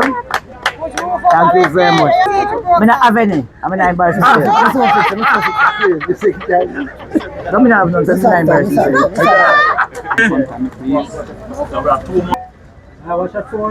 -1 0 1 1.5 2 3 I must say, welcome to my new home. Welcome. Lovely. Nice. So as so much people accept after the welcome to my new home. Yes. Really? Which part is sleeping is comfortable tonight? And you know what? Oh, no, we're going to stop here.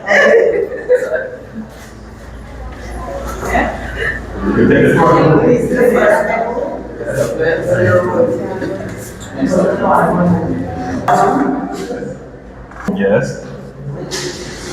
Closet. Closet there. Yes.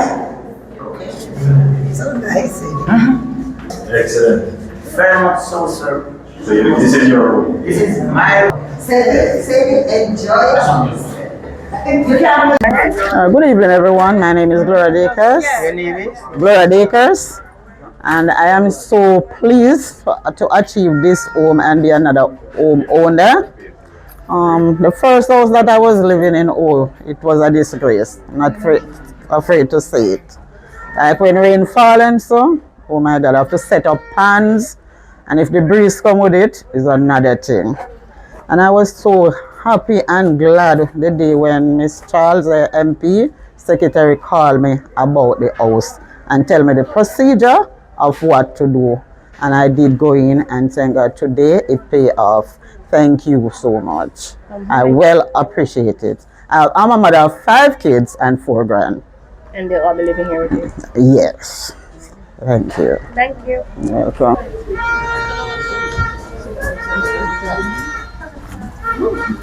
Bobby's good. All right, so this is house number 3 for the day. No, right? 4. 4. I see that losing count. All right, after 4 then. 1, 2, 3, 4. Yes. All right. Ready? All right. Let's get the. All right. Okay. Very nice. All right. So you are here. You are here. Your MP's here.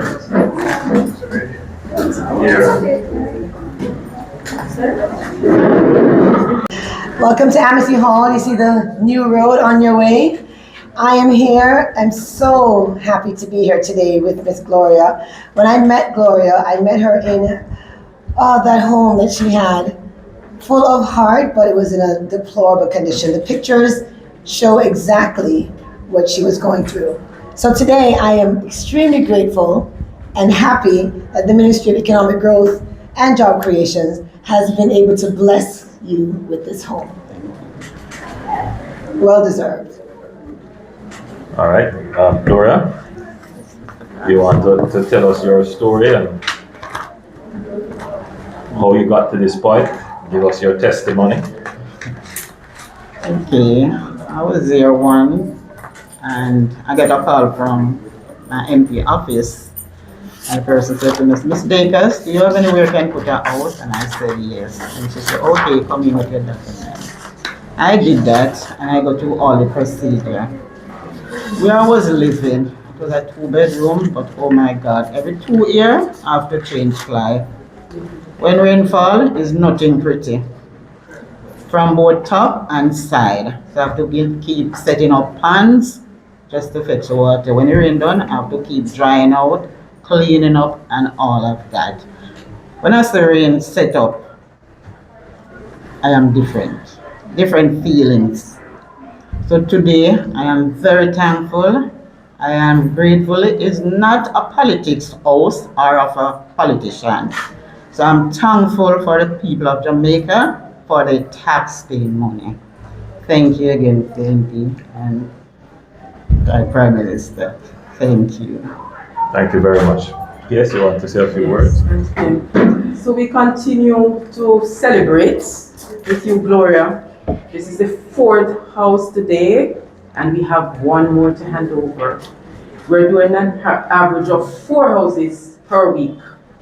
And the Prime Minister wants to say that we have accelerated the pace at which we are delivering these houses. Given that it used to take us months to construct, now this one it's 4 weeks, and we completed one in record time, 3.5 weeks. And we continue to push our contractors to even lower that time. So we are bringing more houses to you in a quicker way. And as you see, the structure can stand up to scrutiny. If you look at the before picture, you will see that indeed we are changing lives with this new social housing program under hope. And it is really that name, Housing Opportunity Production and Employment, really is hope, the acronym for hope. But it's also bringing hope to very vulnerable persons. Miss Gloria here and her daughter will occupy this house. Yes. And so we can imagine, you would have heard of her condition before. When rain set up, she used to fret. But now when rain set up, Miss Gloria can just get easy in Zion because she doesn't have to fret. that she'll be flooded out. And I tell you, the record that we have had with these houses is that they stand up very well to the weather, you know. And so even through Hurricane Beryl, we had none of our houses being destroyed. Today, we are handing over, we have constructed 293 housing units, 43 more are very near completion. In short order, those will be completed. And another 65 will come on stream in this financial year. So when you add up the numbers, we'll be very close to 400 or a little over 400 by the end of this financial year, benefiting hundreds of people, certainly over 1,000. Of course, we can speak about the multiplier effect when you think that, Madam Gloria, you can now accommodate persons without shame. Remember, you know, we are the people who are born with goat's food in our mouth. And so we have to get real. And when we have a Prime Minister, such as Prime Minister, who is the Minister of Housing, he understands. And he says to us, do this with alacrity. And so we are moving and doing this with alacrity. So you would have noticed, if you're tracking the program, it was conceptualized in 2018. We had the first unit on ground in 2020. But today I tell you the numbers that we have.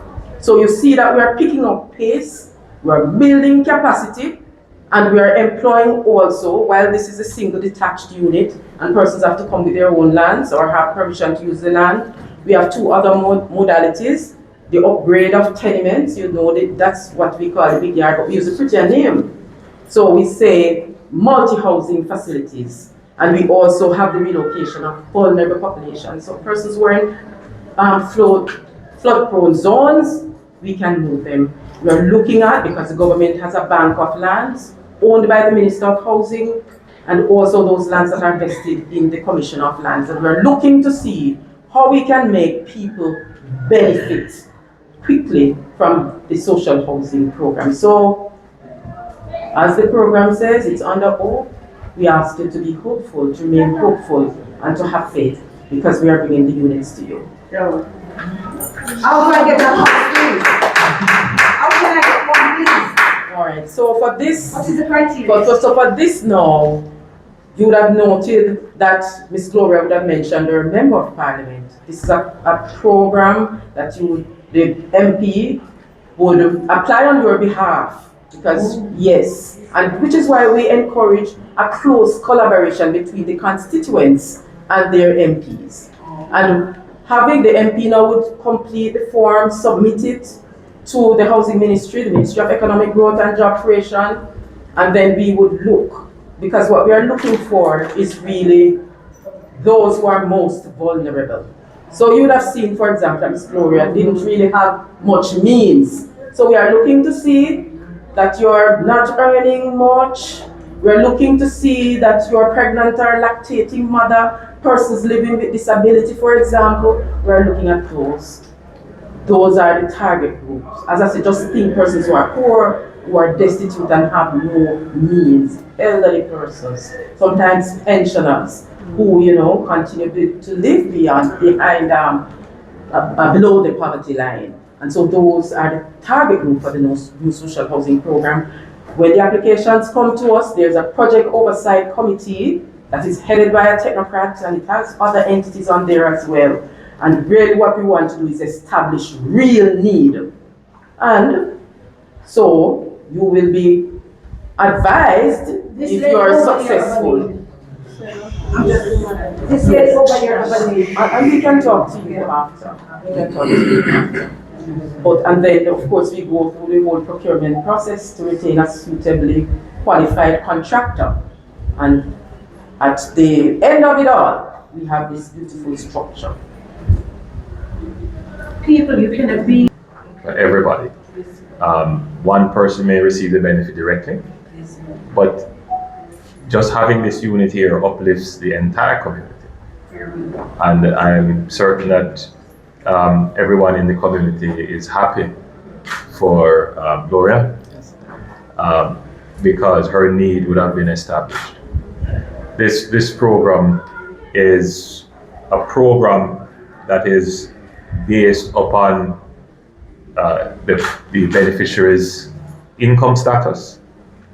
It's based upon their employment status, whether or not they have a disability, whether or not the house in which they live is at risk of some environmental hazard or other natural disasters. In fact, this program has benefited persons who have been victims of domestic abuse and other forms of violence, persons who have physical and mental disabilities, persons whose homes were destroyed by fire. Some of them are victims of arson. So it is a program for which the beneficiary must be properly identified, their needs assessed, and approved as being genuinely in need. Now I know that there are many persons who would see this and say, well, I'd love to get one of these. True. I'd love to get this. But it doesn't mean that everyone would qualify to get it. Because, yes, maybe everyone in the community would consider themselves poor, but not everyone is in the position that you were in. And so we have to go through and filter, because we won't be able to build for everyone. But what we have done is to put in place now a program that once we identify the need and we assess it, you can be sure that we will build your house. So for example, the house before this that I just handed over, the beneficiary was waiting for about 3 years. Her need was assessed, but there were processes that you have to go through. So the first step is for the needs assessment to be done, and we have a very robust team of social workers who will come into the community, and they will come and ask you, we are doing a social investigation on Gloria. Are these things true about Gloria? Is she deserving of it? So we ask the community and we do our own investigations. But after that is done, the next step now is for the beneficiary to identify the land on which the house is going to be built, because this program does not provide the land. This program is only designed to help with the housing. So we are normally assisting persons who are already on land but in poor housing, or they are already living with family members but in poor housing. And if it is family land and the family would agree that the beneficiary could get a long lease, 99 years or more, or they could give them the land through a deed of gift, then that would be very helpful. The process of getting the land, that is what is the longest part of the process. So once that is established, however, then we go into the design of the house, which at this stage, the design of the house doesn't take a long time because we have predetermined designs that can be fit to the land. But we do some amount of engineering. We check the soil, we check for other disasters, we look at the slope and terrain. And once we have decided that, yes, the house can be fitted on the lot provided, then we go to procurement, meaning we have to put it out for a public competition as to who can build this house. It's not given to anybody in terms of connection. So it's competitively tendered. When that is finished, then we go into contracting. The contractor has to fulfill certain obligations to make sure that the work is complete.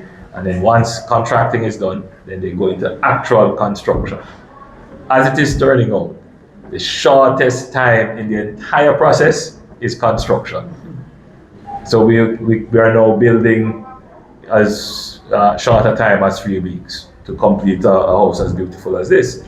But from beneficiary identification to land, to the securing of the land tenure, to the procurement, to the contracting, sometimes it can be as short as 1 year and 6 months, and it can be as long as 2 years and 6 months.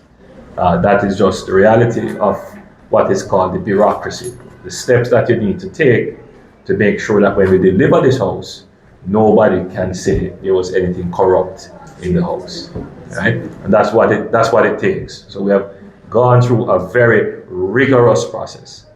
Now, to do that, we have to have something called administration, meaning somebody has to be at every step of the stage, making sure that everything that is done, it's properly documented and it complies with the law. If there are any conflicts or disagreements, then there is a process to resolve that. And then we make sure that there is quality control. So anybody can come and build a house, and then when we leave, the house drop down. No, we have put in place a system that administers the quality checks along the way. Now, to build out all of that takes time. But the beauty of it is, once you have put in place this bureaucracy, this administration, then you leverage that. So when we started out, we were only building or delivering 1 unit per week. Now, as Pierre said, we are doing on average 4. No, we are doing on average 5 or 6 per week. And we will get up to higher numbers because the team that is doing this, they are more experienced now, and the contractors are more experienced. So we're gaining momentum in the delivery of the houses. So what you can take away from this is that, as you had pointed out, that you see in your community somebody who is in need. Right. So what we say to you is recommend them to their member of parliament. Each member of parliament is allotted 5 units per year, right? And all 5 units go through the process, and once they are in that train, they will get through. All right. So I'm sure at some point in time, Gloria here would have gotten frustrated and said, "Lord, it don't look like it's going to come through. How them take so long?" And I'm sure that when you were in your former surroundings, you were like, "Boy, this thing takes so long." And it is the same thing with a lot of other issues that people have. "Boy, this road, it don't look like it's going to fix. Boy, for so long we don't have the water." Yes, we're addressing them. We can't do this and make it happen. We can't cut the corners to make it happen, because you are the same one who will criticize us and say we didn't do a good job. Right now, we are following all the rules, all the procedures, doing it the right way. And what we say to people, as this is called the HOPE program, keep hope, have faith. You have a good government that is getting things done the right way for the first time, right? Because they say, you know what is said about the good intentions, where it pays. And there are a lot of people with good intentions, and who will tell you, "Yes, we'll build a house for you and you'll get this," and they'll tell you all kinds of glorious things. But they never really follow the process to make sure that there is an institution, something that is always strong, stable, and enduring to deliver over time. Even if it is 1-1, but it is delivering over time. And that's what we have been doing. There was a program called Operation Pride. I don't know if you remember Operation Pride. And I've spent a lot of time trying to mop up and correct some of the errors of Operation Pride. Operation Pride, like HOPE, had a good intention. It was about getting Jamaicans into housing and giving them access to land.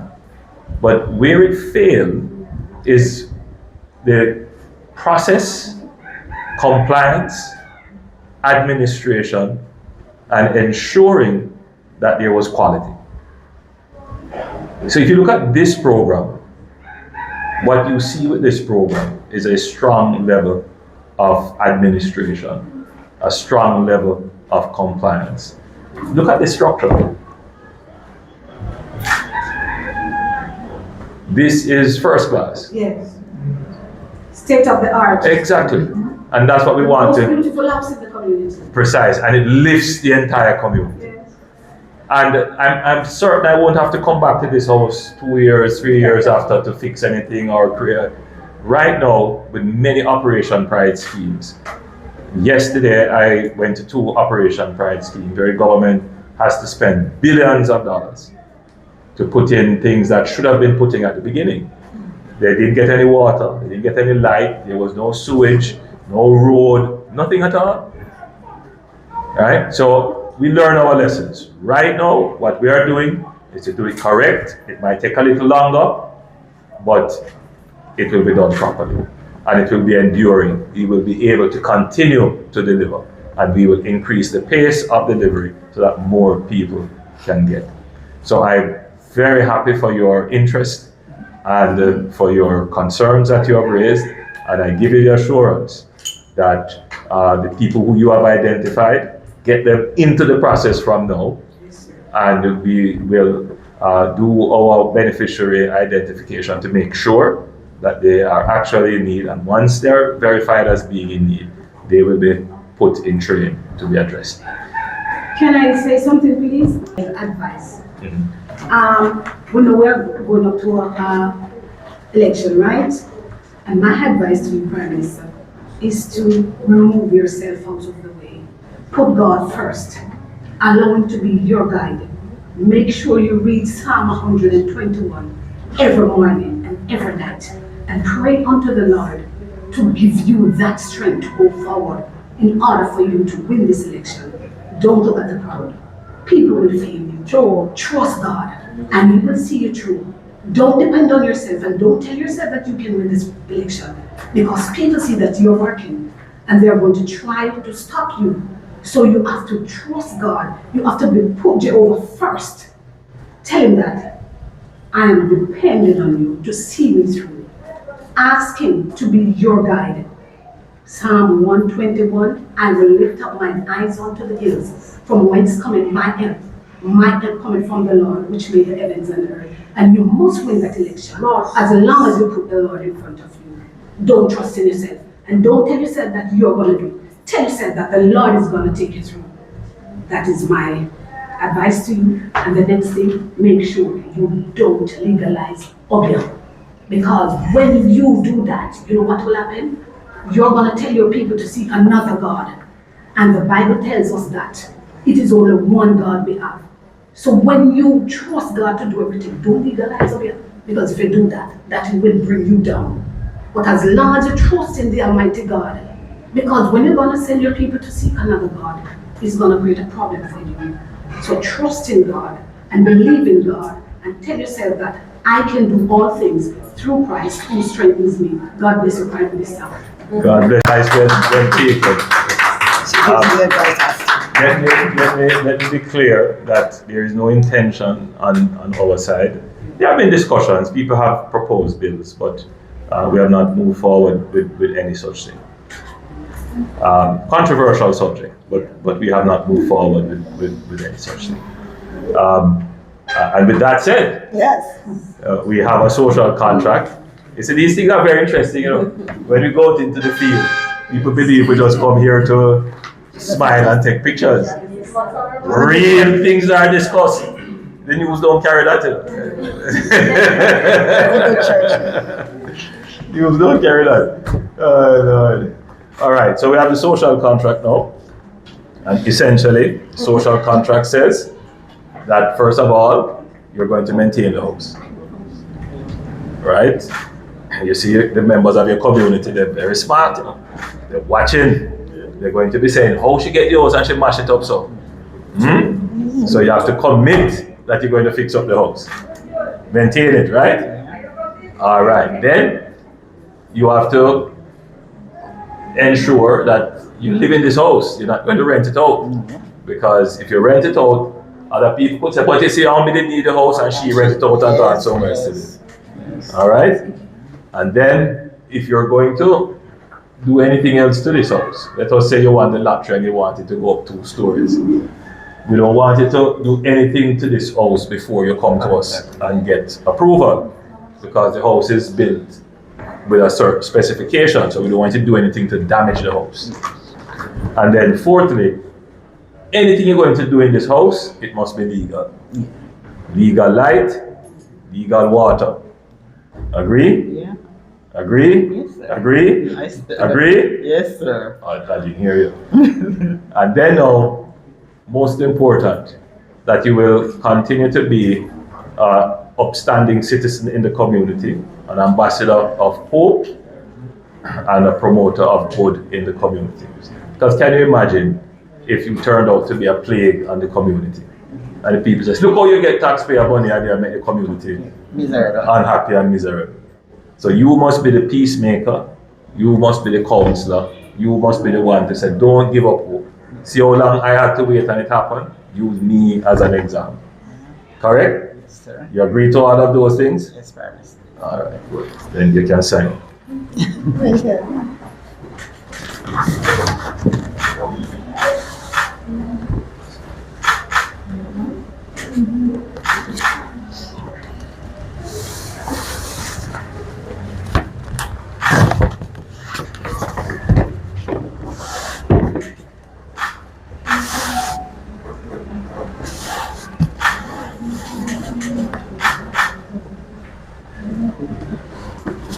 Very good. All right, stamp it. All right, officially now, let's hand it over.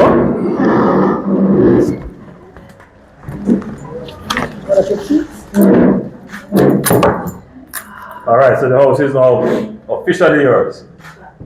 All right, and don't listen to foolishness about somebody can come take back this. This is your house. No, you can't. And your land. All right, blessings. Thank you. All right.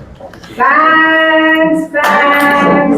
We give you thanks for all you have done.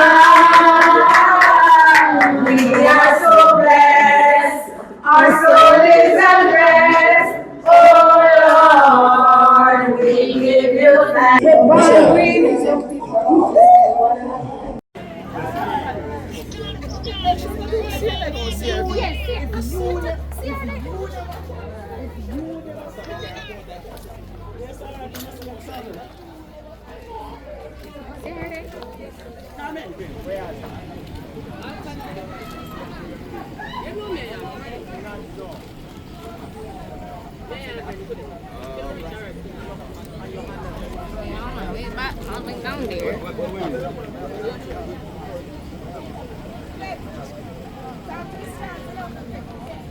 Where?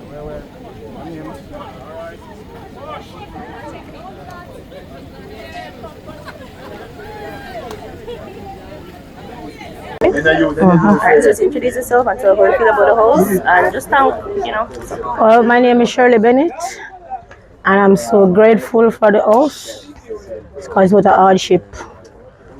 Living in that one that I was in, it wasn't good at all. And I'm so thankful for my Prime Minister, very, very thankful. Because if it wasn't for him, I wouldn't be living, getting something to live in that is comfortable. You can tell us some more about how the house is stable for? Well, 1 minute. Can you tell us a little bit more about well, it was deplorable.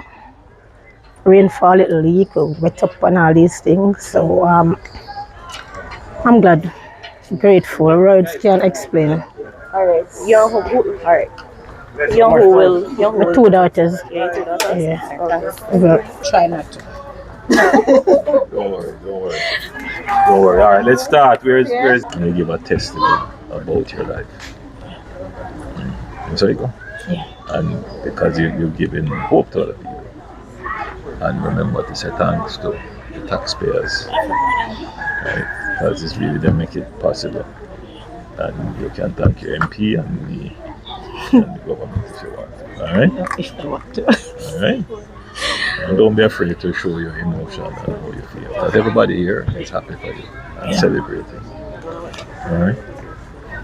Alright, so Michelle, go ahead. Good evening, everyone. Good evening. Well, this is a good day. We're coming to the end. This is our last house to give the key to 4 houses on the east side and 1 on the west side. You're a blessed people.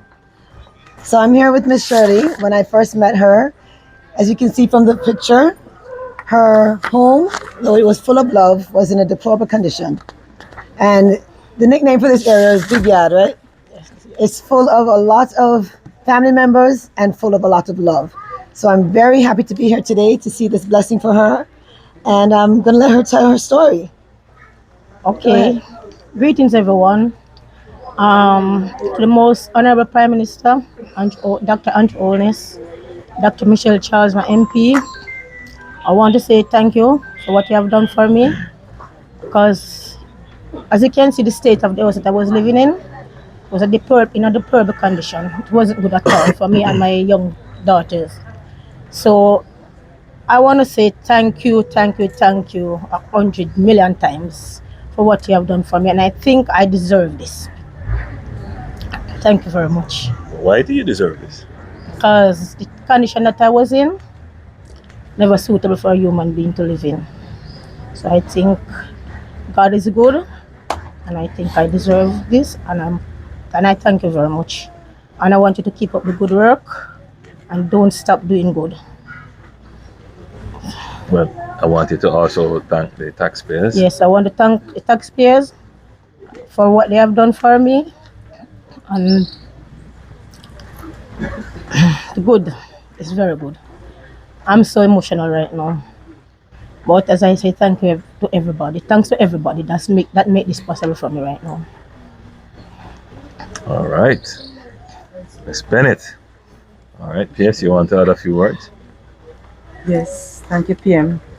You know, I'm so happy to be here, and Madam Shirley, we celebrate with you. Thank you. We see how this program, the new social housing program under Hope, is bringing hope to persons, changing their lives. Yeah.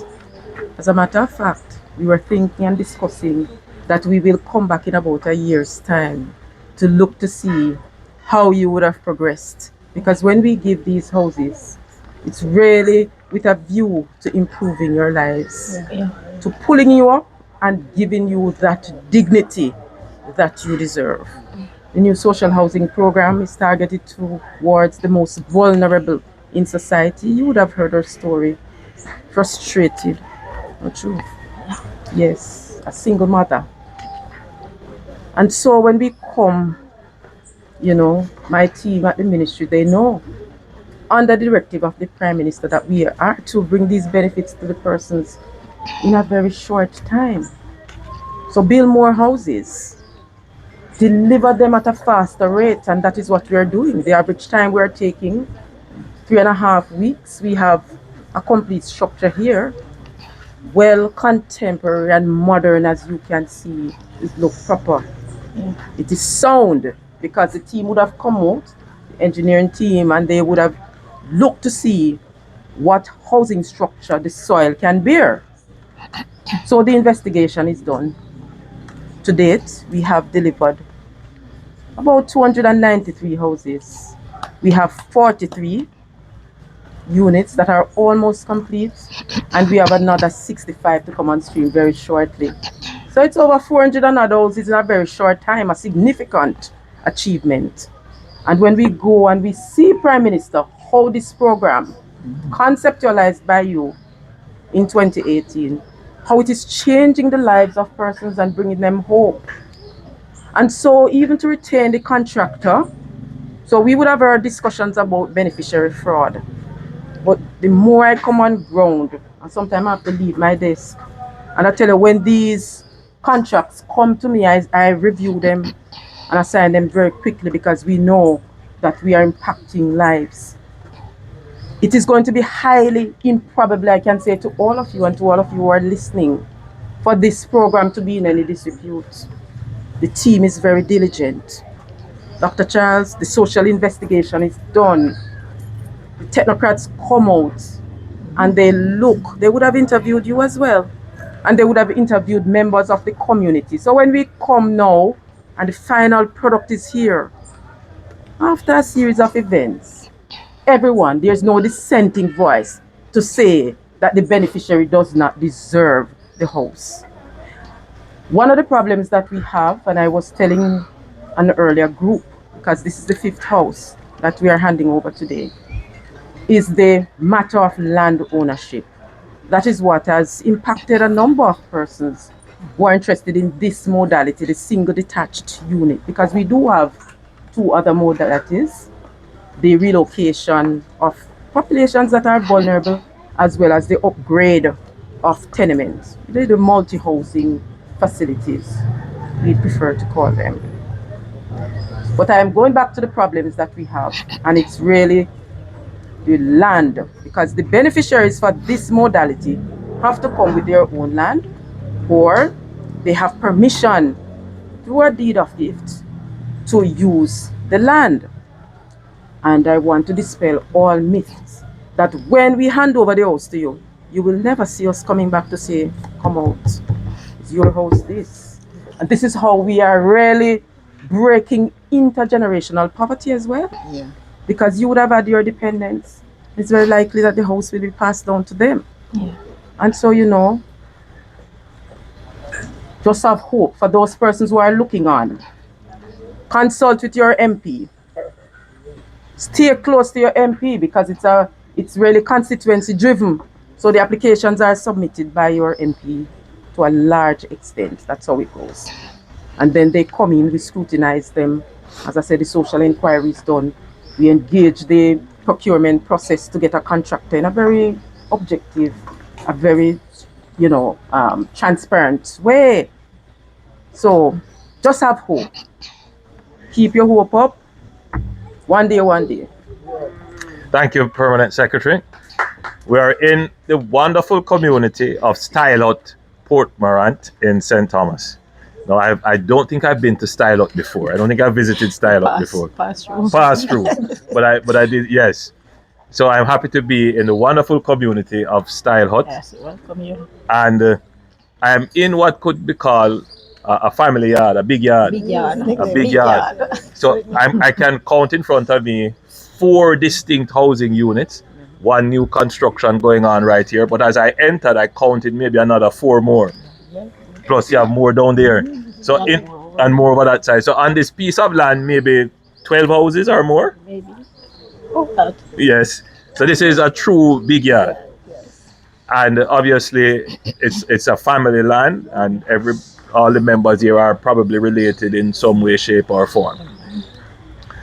And the housing stock varies. You have complete structures, and you have structures that are incomplete, and you have structures that are in good condition, and structures that need some help. Your structure was one of them that needed help. As you can see, this was what Shirley used to live in before, and now we have transformed it to that. Now, the new social housing program has several modalities, meaning several ways in which we provide the benefit. This is called the single detached unit. So it's a house, discrete, by itself, on a piece of land to which the beneficiary has the right to use. We, however, have started another modality, which is to develop what we call the multifamily units. And whereas this development here would maybe qualify, but not right now, what we are doing is to treat with what is called a tenement yard, which is slightly different from the big yard. This is the big yard because the houses here are all detached. In the tenement yard, it's a much more compact kind of living, and the houses are probably attached, but not in any structured way. And so we have 3 projects that we are undertaking right now. We have done a few more, but we have 3 projects that we are undertaking right now that will upgrade the tenement yards. And that modality I am very happy with. We're going to expand that rapidly. So in urban areas, this will work very well to upgrade areas that are blighted. Another modality, which is coming on stream very shortly, is the tourism workers housing, the social housing program for tourism workers. I had said earlier, and I wish to repeat it here, that when the tourism industry expanded rapidly in Jamaica, workers followed, but there was no formal housing for them. And so you would notice that right alongside the hotel strips, just across the road, would be developments that are informal, because the people live in the informal communities and then go to work in the lovely hotels. That has to change. And the hotel sector is now going through another phase of expansion, and we want to get ahead of informal settlements that may occur. And so what we're doing is putting in place, through the Tourism Enhancement Fund and from the Consolidated Fund, resources to build housing for persons who are working in the tourism industry but whose income would not bring them to the point where they could qualify to purchase a home on the open market or even qualify for a mortgage. So that's another modality that will expand social housing. And this program is a well-established, well-run program that whoever we select as the beneficiary, people will look on and say, I wish it were me, but they would say, I am happy that you got it because your circumstances were such that you deserve it. And that is what we have done here under the new social housing program. We have a few other things to do before we officially hand the unit over to you. Mainly, you have to sign the social contract, and the social contract essentially protects the citizen, protects the taxpayer's interest in the house. And I give a summary of it. There are some other legal language here that you may want to pay attention to, right? So, such as, for example, the beneficiary shall not lease, sell, or sublet, or assign, or otherwise dispose of this housing solution for a period of 20 years after the signing of this agreement without the written permission of the Ministry of Housing. So this is your house, right? But you should occupy it, use it for the benefit of your family. All right? You should not extend, alter, or otherwise modify the house without the approval of the Ministry of Housing. And this clause is important because the house is built in a specified way, and we wouldn't want you to do anything that would change the specifications or have it damaged. You agree to that? Yes. All right. And the housing solution should not be used for anything illicit or illegal. So especially we don't want to come here and hear that you have illegal light and illegal water. Yeah. Right? Everything must be legal. And you should maintain the house in the state of repair that you received it. Agreed? Yes. So the next time I am passing through Style Hut and I am thirsty, I am coming for Shirley to go have a drink of water. Right. So but the place must look good that I know that when I get the glass clean. Right. Right, Shirley? Yes. So you're going to take care of the place, make sure it keep up. But the most important thing is that you agree to continue to be a decent, upstanding citizen of the community, law-abiding, an ambassador for hope, and a promoter of good in the community. If you agree to these terms, then let's sign. So you're signed here, and you're a member of parliament with this.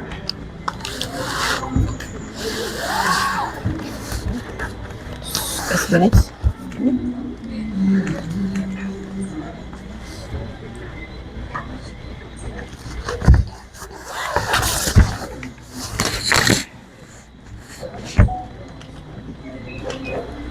True.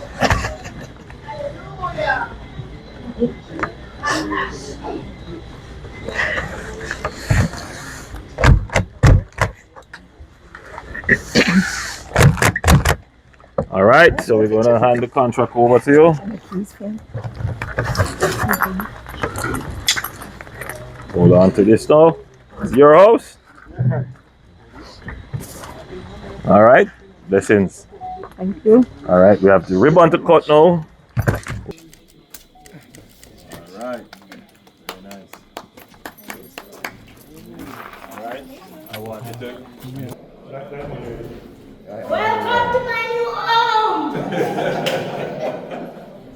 Very nice. It's actually very, very nice. Beautiful. Very nice. Nice time. My room. And you have another room there? Yes, I'm so grateful. Blessing. Oh. I'm happy for you.